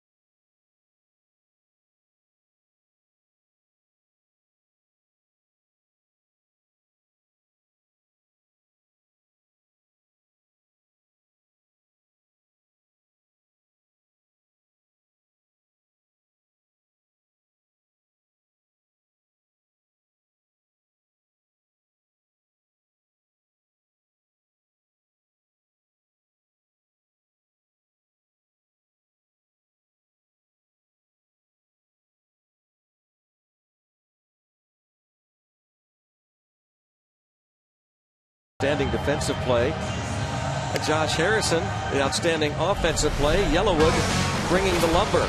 2 on, 1 out, 4th inning, scoreless game. Jay goes deep for the 3rd time. 3-run shot to give the Pirates a 3-0 lead. And since the beginning of last season, when Harrison hits a home run in the ball game, the Pirates record 11-4. Hopefully that gets Jay going. Get back in the right direction. New pitcher Luis Garcia. Reminds me a little of Jose Veras. Kind of the way he sets up and delivers. 17th appearance, 1-1, 1.80 ERA. Good bit of walks though, 9 in 15 minutes.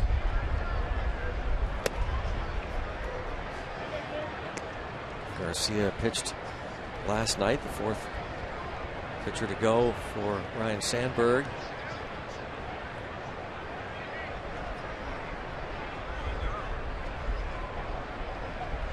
Faced McCutchen and Marte.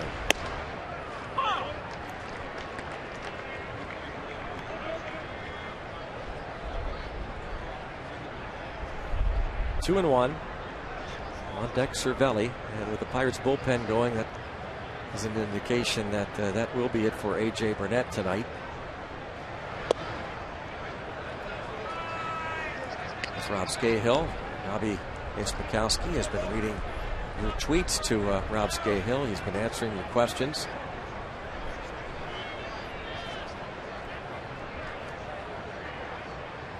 Three and one on Harrison. Bounced foul. Pretty good sink on that fastball. 94 Jay. Perhaps thinking of sending another one in the seats. A little bit out in front.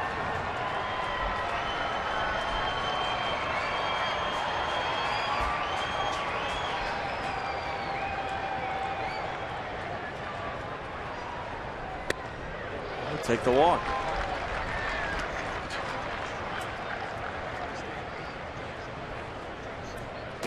We'll take a look at the Nissan road ahead. A couple of lefties tomorrow. Francisco Liriano and Cole Hamels. And then a couple of right-handers Thursday afternoon. Former Philly Vance Worley goes for the Buccos against the veteran Aaron Harang. Nissan road ahead. Take care of the Pirates' 2015 trip into Philadelphia. Thursday night it's on to Chicago. We got here late last year, if I'm not mistaken. Philly. September, yep. Here early in 2015. Cervelli not happy with that breaking ball called a strike. Thought it was up. Well, that's not a happy look at Liz Barrett. It was a dirty look.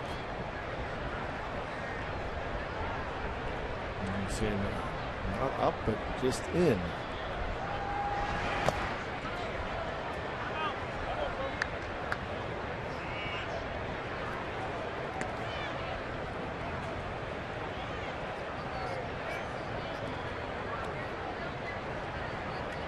One ball, one strike on Francisco Cervelli. Doubled in the second. Bounced to the right side of the infield his last time up. Harrison likes to run.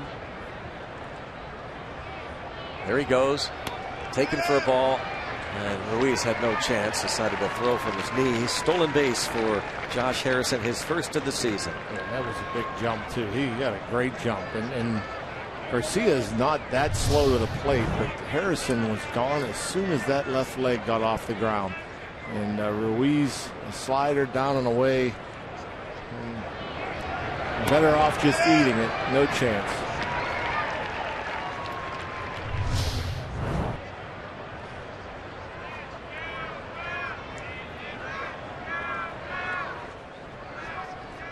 It's got to feel good for Josh Harrison to be making such a big contribution tonight. The 3-run homer, and here free pass, stolen base. He'd love to score a run here. Get one of them back. Yeah. That's what made the season he had last year so much fun, because it wasn't just with the bat. It was on defense. It was on the bases. I mean, And when you're not hitting, you're not getting on base, and so you can't contribute in that way either. And he has sparked this team in so many different ways a year ago, and I'm sure he misses it more than anybody, any of the fans or anybody else watching. You do have to wonder if the contract that he signed, the extension, just as the season began in Cincinnati, and Neil Huntington, the general manager, has alluded to it, that you're trying to play up to it, and in short fashion he'll relax and be the player that he's been since he joined the Pirates. Yeah, it might only take one game. This could be the game. Sometimes it's one swing that you figure things out, and then after that one swing, it's like, oh, there it is. Everything's on time now. I can go back to having fun and playing my game. And no question, his season's going to improve, and he's going to go back to having the success that he had a year ago. And the hardest thing to do is to forget about it, is to ignore the numbers. Look at the sky there, John. What's he seeing? He's talking to the second base umpire, Dale Scott. Not exactly sure. Maybe a bunch of bugs in the lights, perhaps. Well, A.J. Burnett's going to be asked to bunt. The runner's over. And Clint Hurdle got a hold of Rick Sofield, his third base coach, and he wanted Sofield to talk to Burnett while the Phillies met on the mound. Bob McClure, the pitching coach, went out. Here's ball one. And no wheel play shown there by the Phillies. Shortstop Galvis stayed at home, as did the third baseman Hernandez.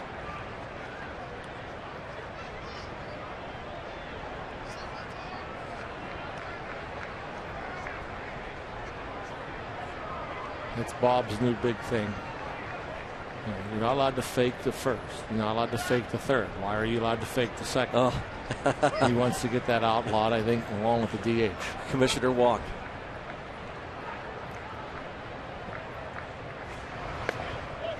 And ball two. And you wonder if Burnett is in there to save a pinch hitter, just to bunt. That's what it appears to be, and a new pitcher coming on. But then you wonder if he advances the runners and the Pirates open things up.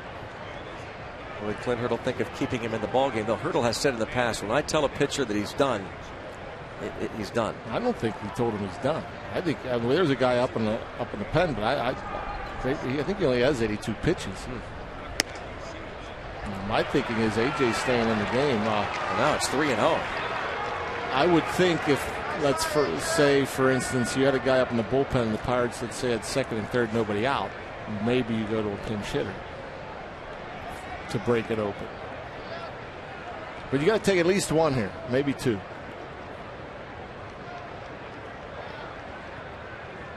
Burnett at 84 pitches.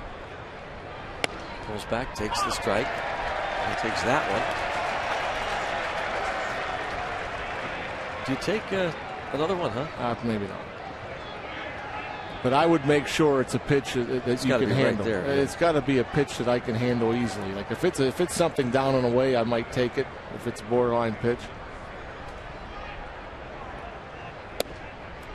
But that one would have been about the easiest one to bunt.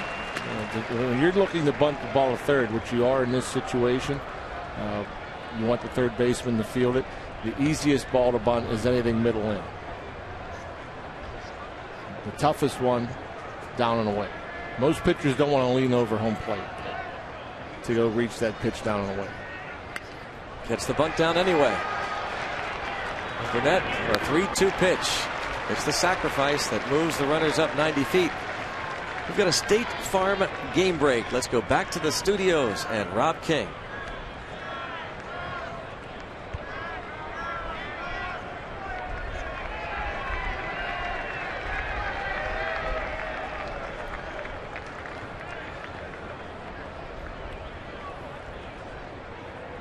All right, Rob, Jake Arrieta and Syndergaard involved in that scoreless tie.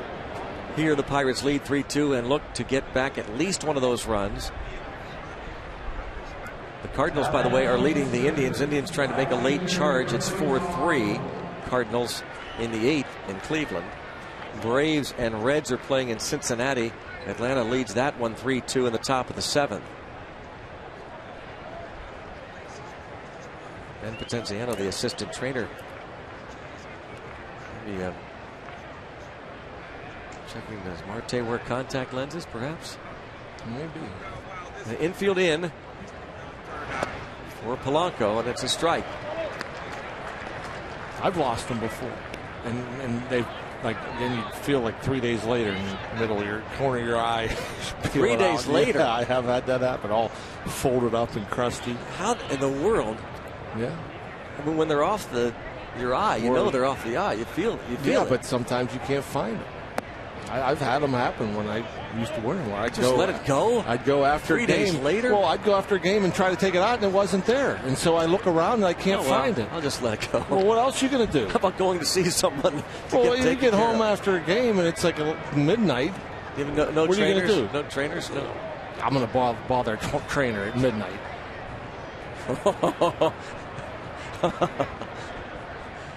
Don't do that at home, kids.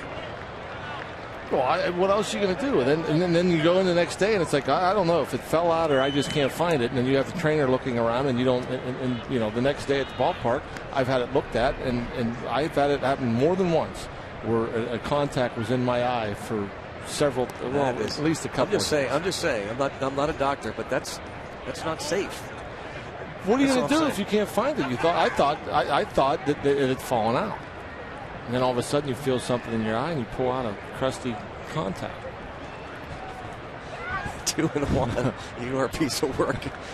I'm not making it up. I know you're not. That's what's funny. There's a base hit to left center field. Gregory Polanco going to get those 2 runs back with that base hit. Well, you love the big answer. Love the big answer. The Phillies feel like they're crawling back in the ball game. They manufacture a couple runs, make it a 1-run ball game. And then you go to your bullpen, they walk 2 guys. In front of the pitcher, they walk 2 guys. They get bunted up, and then you hang a breaking ball, and you get 2 runs right back. Polanco with his 10th and 11th RBIs. Right into left center field to allow Harrison and Cervelli to score easily. And right away, they get those 2 runs back. Polanco's had 3 very solid at-bats tonight. And we'll see if he doesn't take off.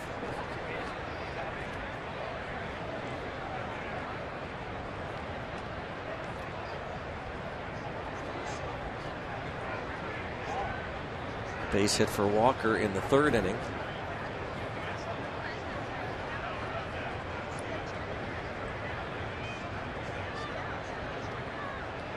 Concerned about Polanco.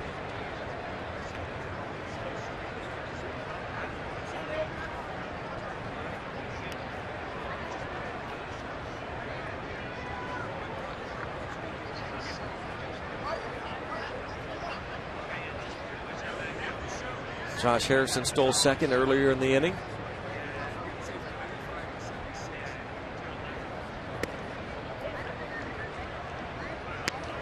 Does he remind you of Jose Varichek?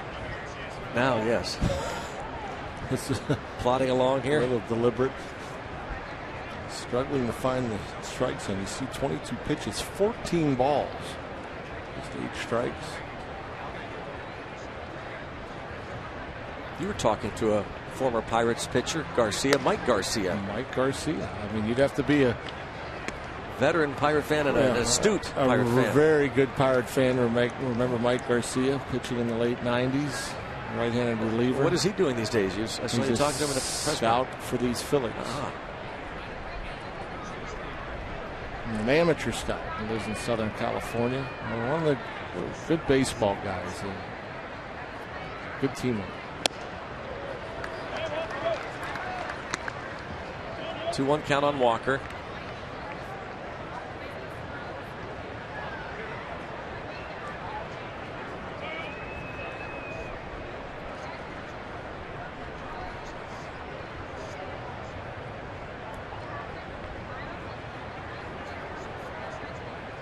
There goes Polanco, and it's hit to third. A nice pickup by Hernandez. Polanco is going to continue on, and he is going to be safe as the ball skips away. We've had 2 plays at third base tonight with men on the move. Yeah, why not? Nobody there. I mean, that's a tough play. Try throwing out. That's a tough luck for Neil Walker. Hard hit ball. A nice range for Hernandez going to his left. And Howard, better off just holding that ball. I mean, you got 2 outs. And perhaps Howard was a quarterback in his old days, trying to hit the shortstop Galvis on the move and expect him to make a catch. And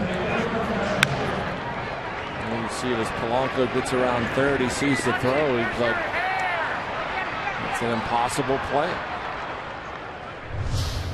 Pirates tried to pull it off with Harrison and Gong, and now Howard tries to hit an infielder on the run. Here is Andrew McCutchen.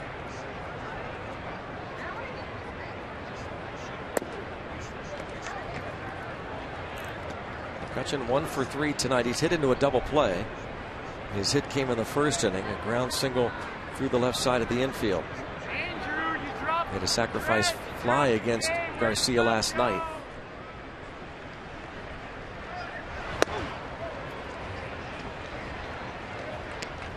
2-0. McCutchen confirmed that yes, he did talk to Pete Rose. It was a big story as the all-time hits king went on national TV last night. Talked about leaving his number for McCutchen. They chatted. And there's a drive to left center field. Well hit and well gone for Andrew McCutchen. A 2-run shot. The Pirates take a 7-2 lead. He stayed through that one. We talked about it earlier in the ball game. There was a couple fastballs elevated out over the plate where, he hit ground balls instead of bombs. And when he's going good, he's creating backspin. This time he gets a fastball up out over the plate. Didn't roll over it this time. Got through it, got the backspin, and picked up his 3rd homer. 2-run blast for McCutchen. A little bit of payback from that incident we showed last night. He got buzzed by Luis Garcia last year. So he's delivered twice against Garcia. That sacrifice fly last night and this 2-run homer. You'll see the pitch location. More middle. I thought it was outer half. Middle elevated. Hands inside. See his teammates stand up. They knew. Andrew knew. At contact. Now 0-2.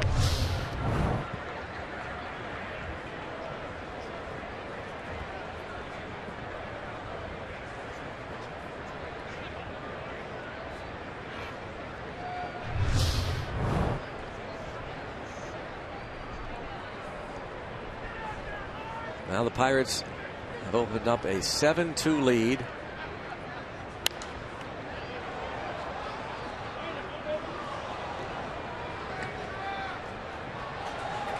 Point Park University tweet. Do you think of any other quality leadoff guys that have moved to cleanup?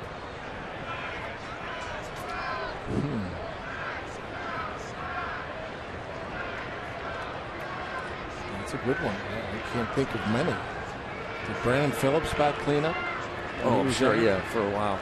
No, he wasn't a true, wasn't a true cleanup hitter or a true leadoff man. If he did hit, that's right. Leadoff. And Clint Hurdle again was talking about that today. He said Marte reminds him a little bit of, again, veteran baseball fans will remember Cesar Cedeno.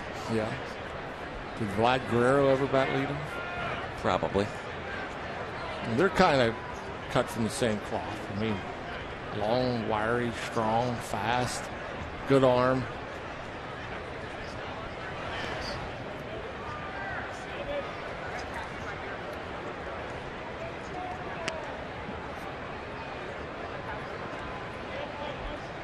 Two balls, 2 strikes. Bonds had cleaned up some 842 games. And he hit leadoff. Yeah.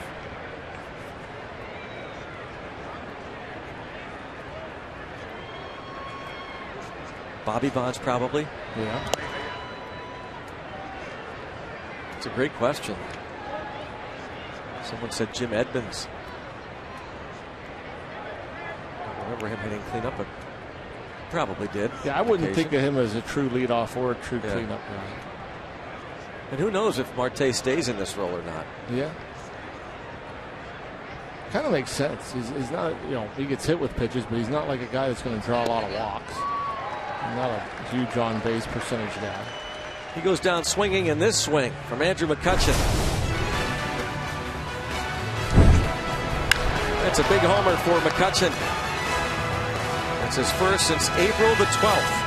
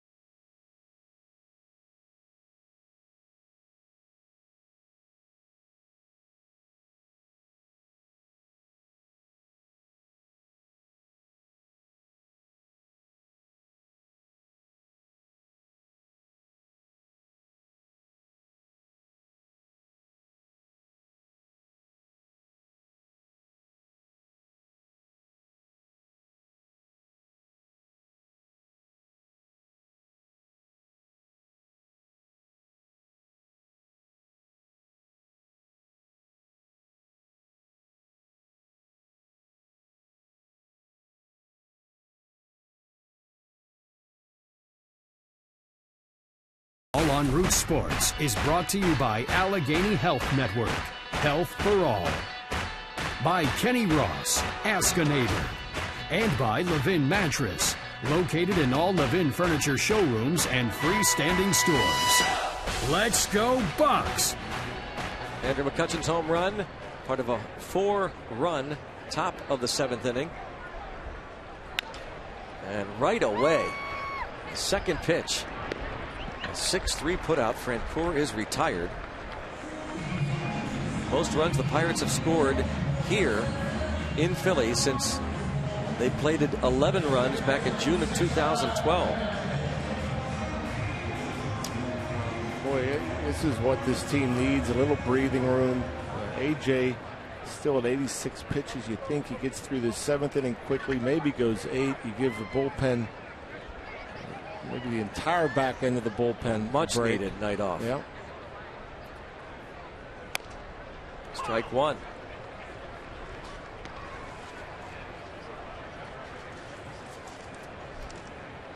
Barnett got his first win. His last start against the Reds went 7, gave up 2 runs. Same final as tonight's score. The wind has really kicked up the last few minutes here.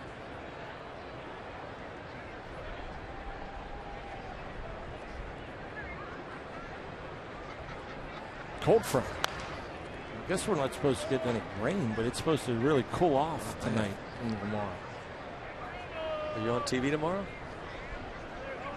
Scheduled, but subject to change. Really? Me and Bob may flip-flop. What? Yes. Well, I know you, whoever, you'll be wearing a sport coat and tie. Strike 3 call. Indeed.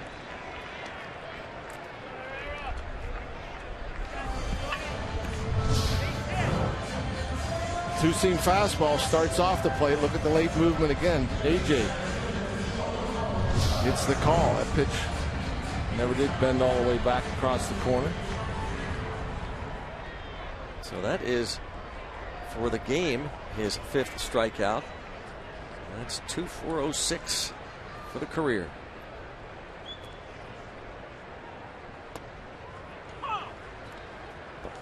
He's 40th all time. His next man on the list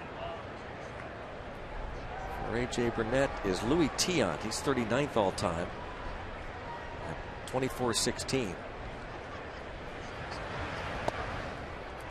We'll be talking every start about A.J. Burnett's strikeout totals.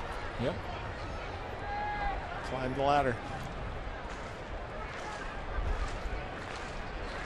Trying to have his third 1-2-3 inning. Retired the first 7 men he faced in this game, but Herrera will spoil that opportunity with his second hit of the night.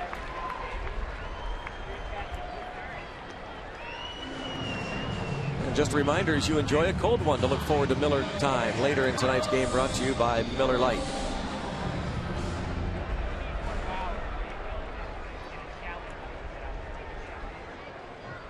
Carlos Ruiz to the plate now against Burnett. And you see the pitch count at 93. His second start of the season. Through 111 pitches.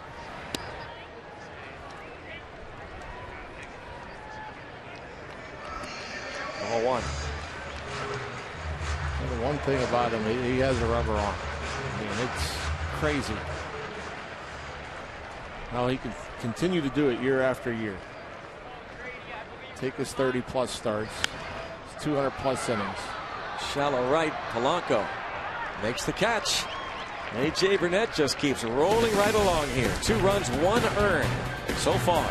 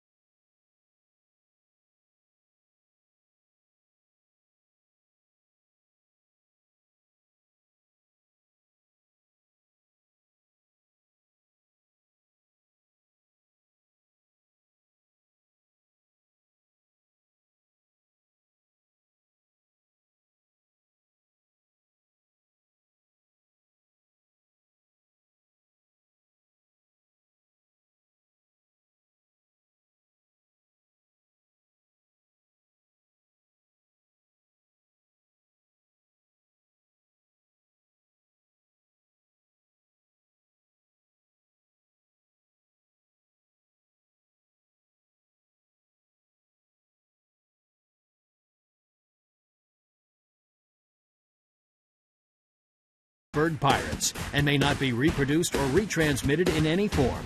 And the accounts and descriptions of this game may not be disseminated without the express written consent of the Pittsburgh Pirates. Follow the Pirates all season in 2015 with MLB.com at Bat, the #1 app for live baseball. At Bat is up to the moment at any moment with in-game highlights, live look-ins, replay reviews, radio broadcasts, StatCast, and more. Get MLB.com at Bat for your smartphone or tablet. A.J. Burnett getting the hug. That's an indication he's done. Oh, yeah. He's still, I don't think he ever wants to come out.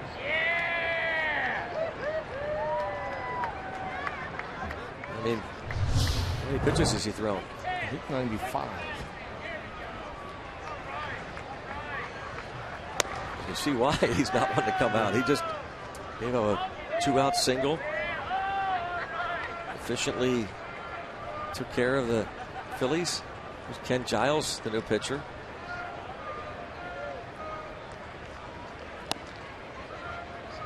Is there 2 syllables or 1 in Giles? I think the Pittsburghese, it's Giles. That's right. Giles. That's it. You said Giles. That's just the broadcaster. That's Giles. Giles. You're right. Pittsburghese is right. Giles. Easy play, 4-3. You made me think of it. I thought of Brian Giles right away, and then I thought to myself, yeah, I've always called him Giles, like Jowels. Giles. But it's Giles. I know. So it's Giles. I know. And again, he's not related to Bill Giles, the owner, longtime owner of the Phillies. There was a rumor a couple years ago in spring training.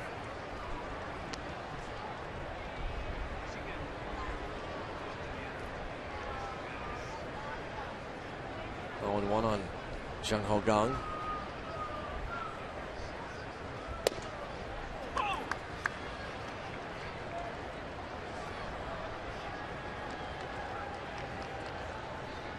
Gang 0 for 3. Made a fine defensive play earlier in the ball game.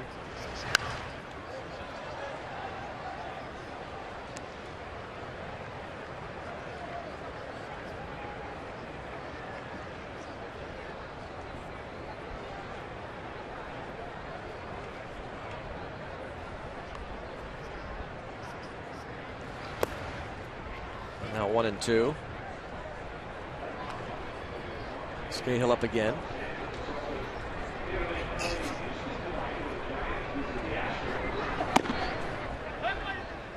It'd be nice to. Seems like it's been a while since Hughes, Watson, Melanson have had a night off. All of them. Gang is 0 for 4, 2 down.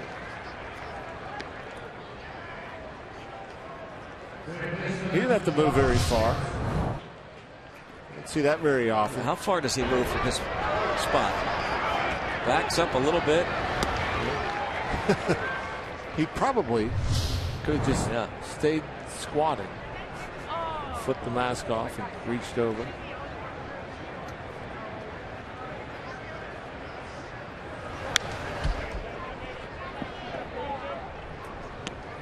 That one wasn't hit up real high. You'd be surprised how much backspin, how much the ball comes back to a catcher when they get a real good high pop up behind the plate. I mean, they have to stay behind it, almost like an outfielder would as he's setting up the throw. You just wait for that backspin to bring it back towards you. The worst is when you get under it and then you have to start backpedaling, and that could be embarrassing. Pop up. He's going back for this one, but out of play. Josh Harrison homered in the 4th. Pirates catcher Francisco Cervelli on deck. Speaking of catchers, one of the all-time greats, Yogi Berra, celebrating his 90th birthday today.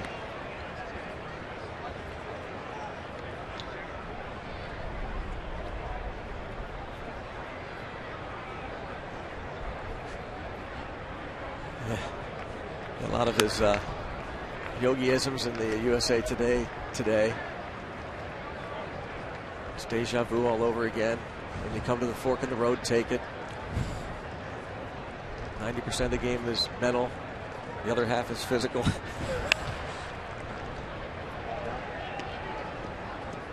Nobody goes there anymore. It's too crowded. That's a good one.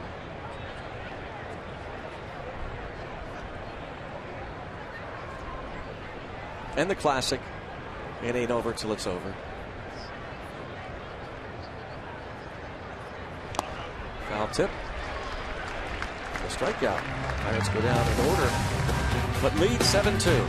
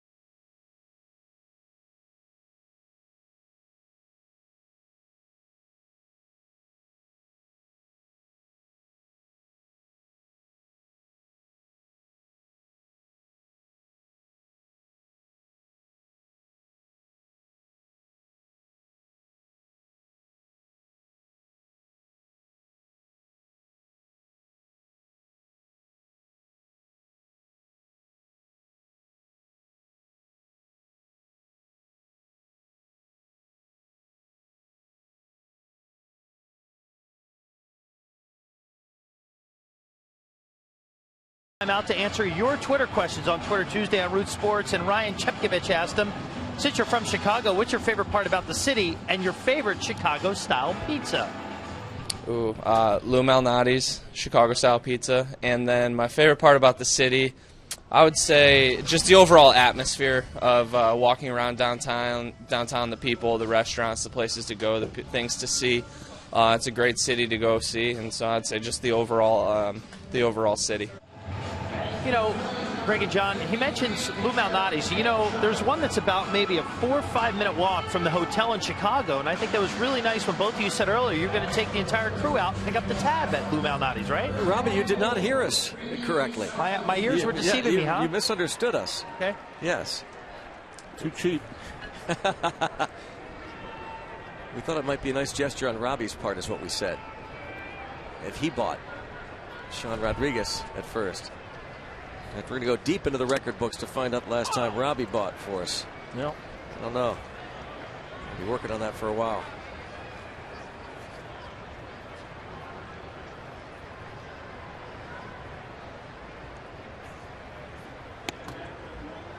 There are some great restaurants there, though, boy. Yes, What a there are. great city. Chicago, yep. Mm-hmm.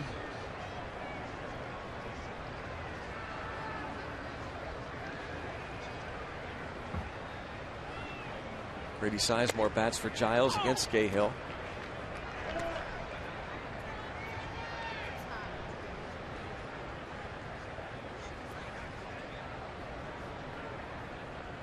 Cubs are hosting the Mets tonight in that pitching matchup. Scoreless Syndergaard and Arrieta through 5, and there's a strikeout for Cahill.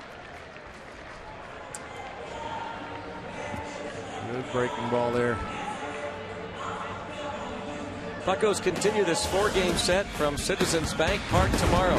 Francisco Liriano takes the mound for the Pirates. Coverage starts at 6:30 with Pirates pregame presented by WB Mason on Root Sports. Game 3 of the 4-game series. 4 games here and then 3 in Chicago. And again, we remind you, the Pirates are back home starting next Tuesday night. Interleague series against Paul Molitor's Minnesota Twins. Brief 2-game interleague set next Tuesday and Wednesday nights. And the weekend includes 3 games with the surprising Mets, and then 4 with Giancarlo Stanton and the Marlins. Go to Pirates.com for tickets. Those Twins 18-14. They've won 8 of their last 10. Who's more surprised? The Mets or the Twins? Or the Astros. The Astros certainly a story. Yep. There's the former Twin, Liriano. Bouncing ball toward Gung. He will take care of Revere. Looks like Liriano will actually start the first game of that series. That'll be fun to see Liriano face off against his former team, the Twins. Next Tuesday at PNC Park.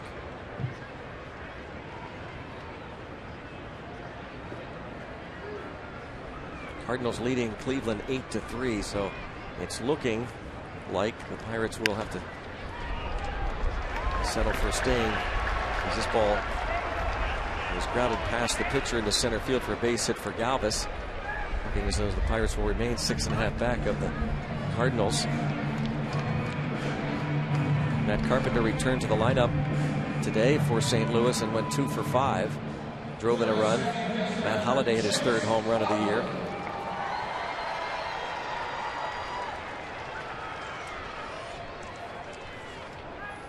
Chase Utley 1 for 3 with a ribby.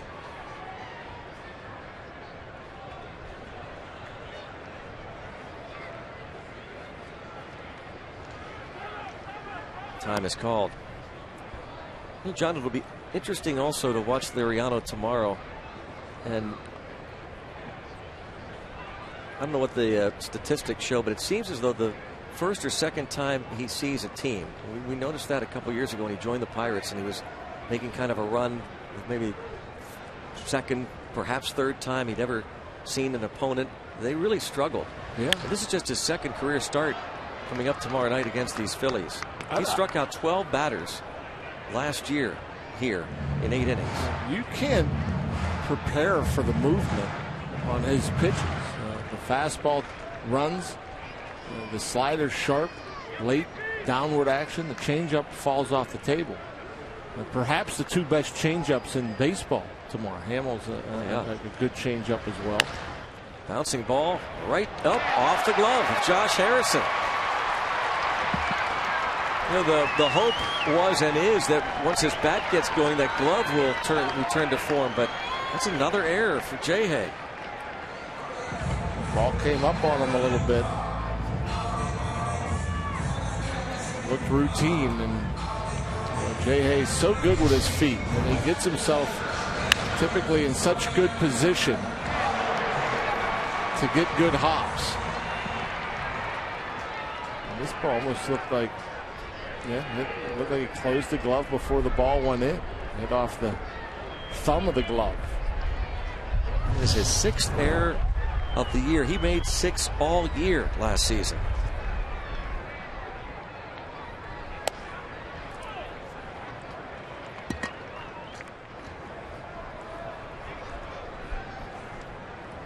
A couple of errors tonight for the Pirates. Blanco had a throwing error.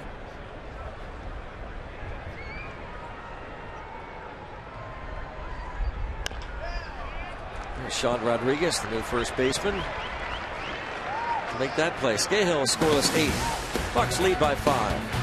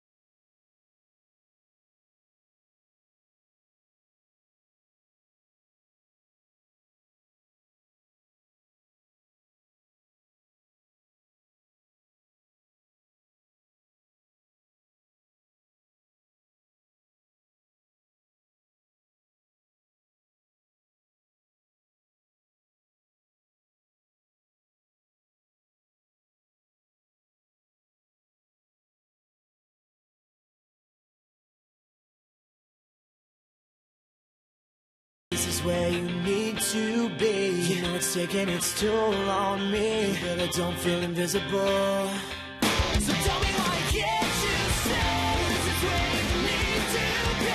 You know it's taking its toll on me. So hope for a miracle. Yeah, I hope for a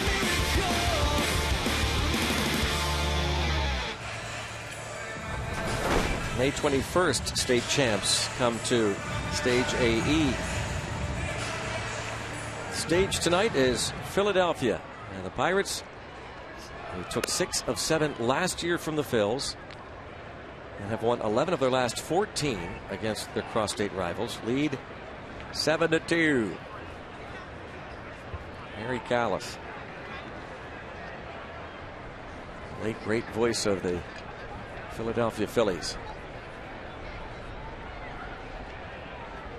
Jonathan Papelbon,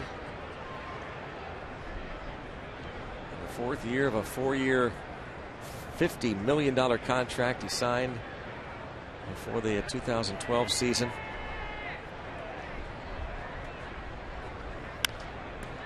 He said he'd be disappointed if he doesn't get traded, did he not? He's not been happy at all.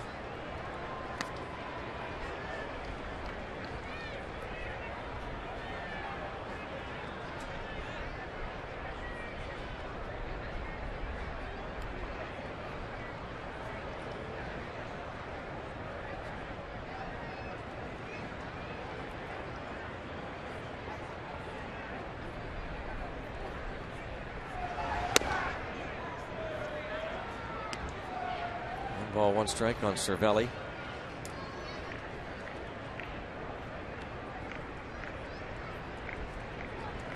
I don't know how much your teammates would respect a comment like that, you know. He have a very solid reputation. You can only go on what you hear, of course. And on occasion, he does some things. Last year, he gave up 4 runs, blew a 3-run lead in the 9th inning against the Marlins late last year.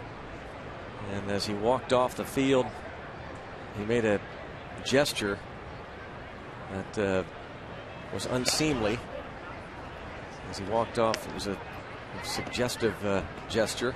Joe West eventually tossed him from the game. As he walked off the field, Joe West ejected him.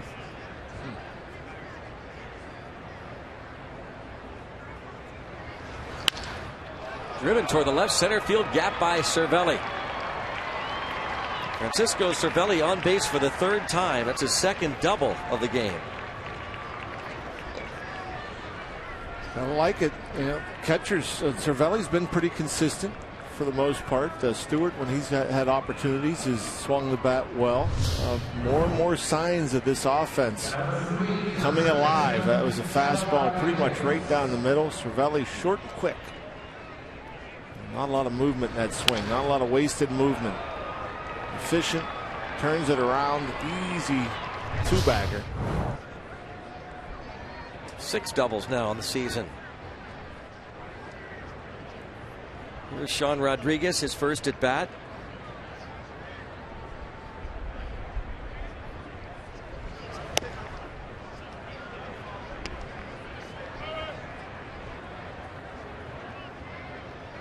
.394 average, covering 33 at bats for the veteran utility man.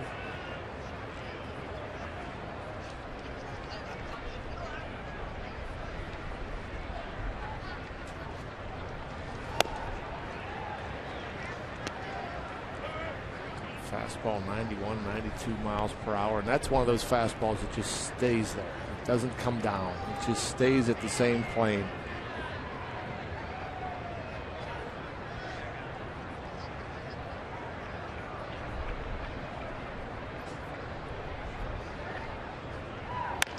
Going the other way and a fly ball to right for the out. Cervelli has to hold at second.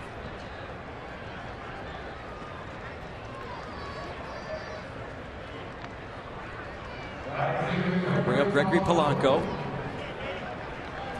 facing the 5-time All-Star, former top closer for the Boston Red Sox, Jonathan Papelbon.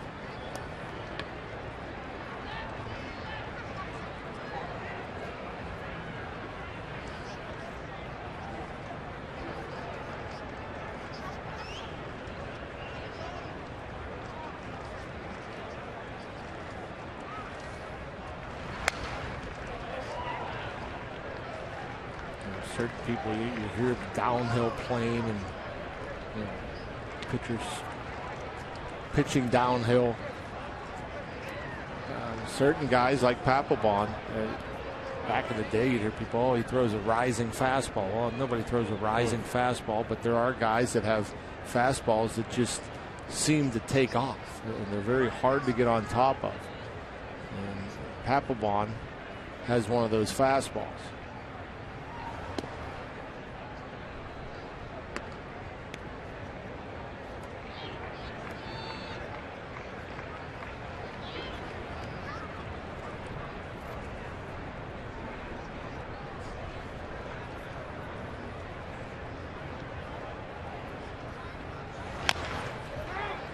Tapper, Papelbon off the hill and has to do it, and does a nice job putting on the brakes and then tossing to Ryan Howard.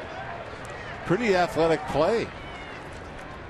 Yeah, you watch him in his action around the mound and everything kind of slow motion. And boy, he got off the mound very quickly there, hustling over. Realized he couldn't make the tag, but an easy flip. He's covered a lot of ground right there. And once he missed Polanco, that Polanco might have a shot, but he was out easily. Now 2 down for Neil Walker. Walker has a hit in 4 trips to the plate.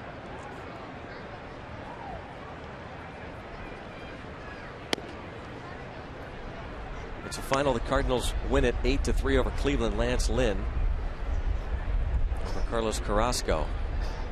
Brewers and White Sox tied at 2. Bottom of the 6th in Milwaukee. Reds and Braves and Cincy tied at 3. Top of the 9th. And the Cubs lead 1-0. Bottom of the 6th at Wrigley.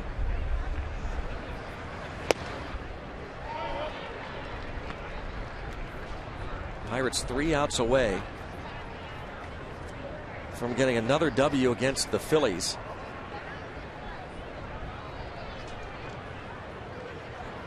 A win streak would reach 4 games.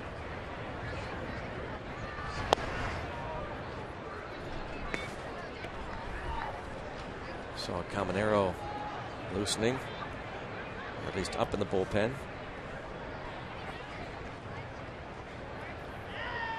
Can the Bucks get one more here for good measure? They've out hit the Phils 8-7.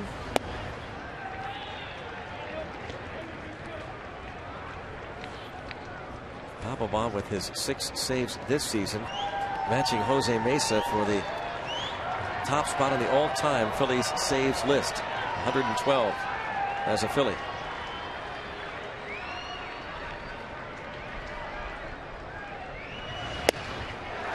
And against Neil Walker.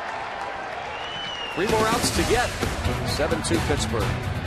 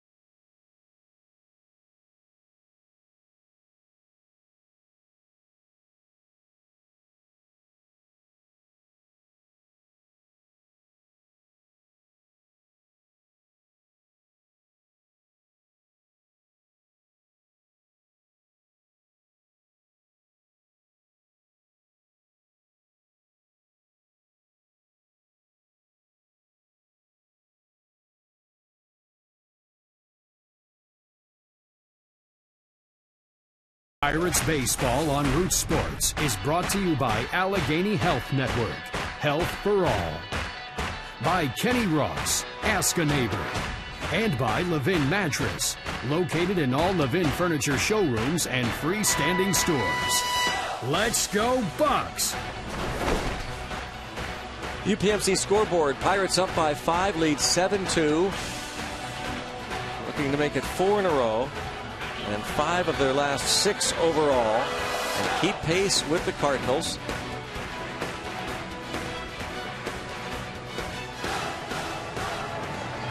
Archimedes Caminero can get some work in. 16 punch-outs, just 4 walks and 14 innings of work.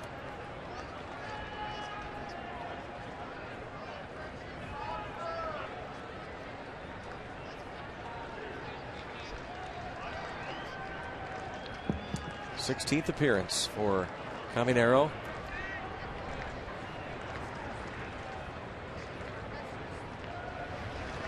And a bouncer to third.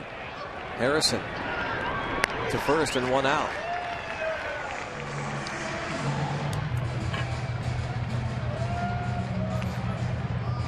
Well, A.J. Burnett tonight going 7 innings, gives up 2 runs, 1 earned. Since 1900, only 3 other Pirate pitchers gave up 2 or fewer runs in each of his first 6 or more starts of the season. Howie Chemnitz in 1909, his first 6. Earl Hamilton, 1918, his first 6. And Bob Walk just showed you his first 7 in 1988.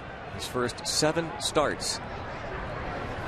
6 innings or more, 2 earned runs or fewer. That is pretty special. Bob faced the Cardinals twice during that stretch. These Phillies, Cubs, Padres twice. Oh, hit toward the left center gap. Going to get down as Cesar Hernandez is going to have himself a double.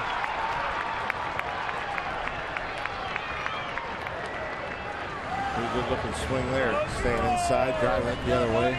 The Dodgers, the last team that Bob faced during that streak. They went to Houston, and the Astros ended that string as Bob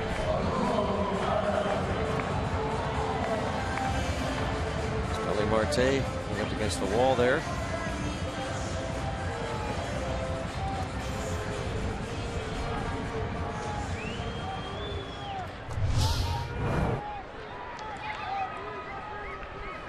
Hernandez on base for the second time.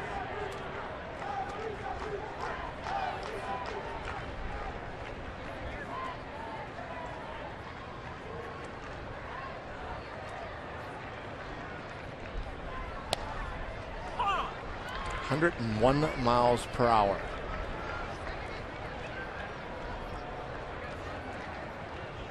He and Aroldis Chapman, the most pitches thrown at 100 plus this season.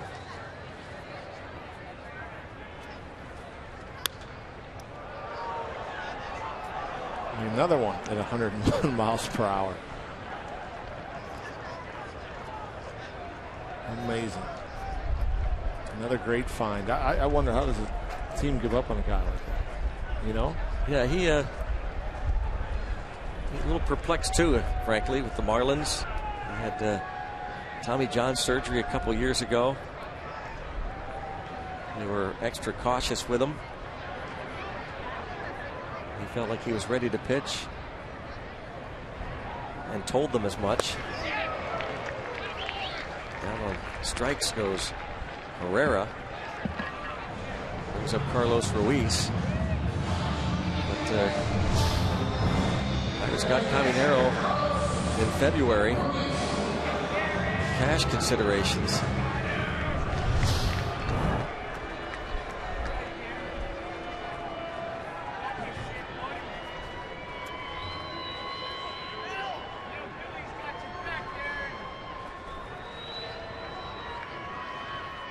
It's amazing. Major league hitters see it enough.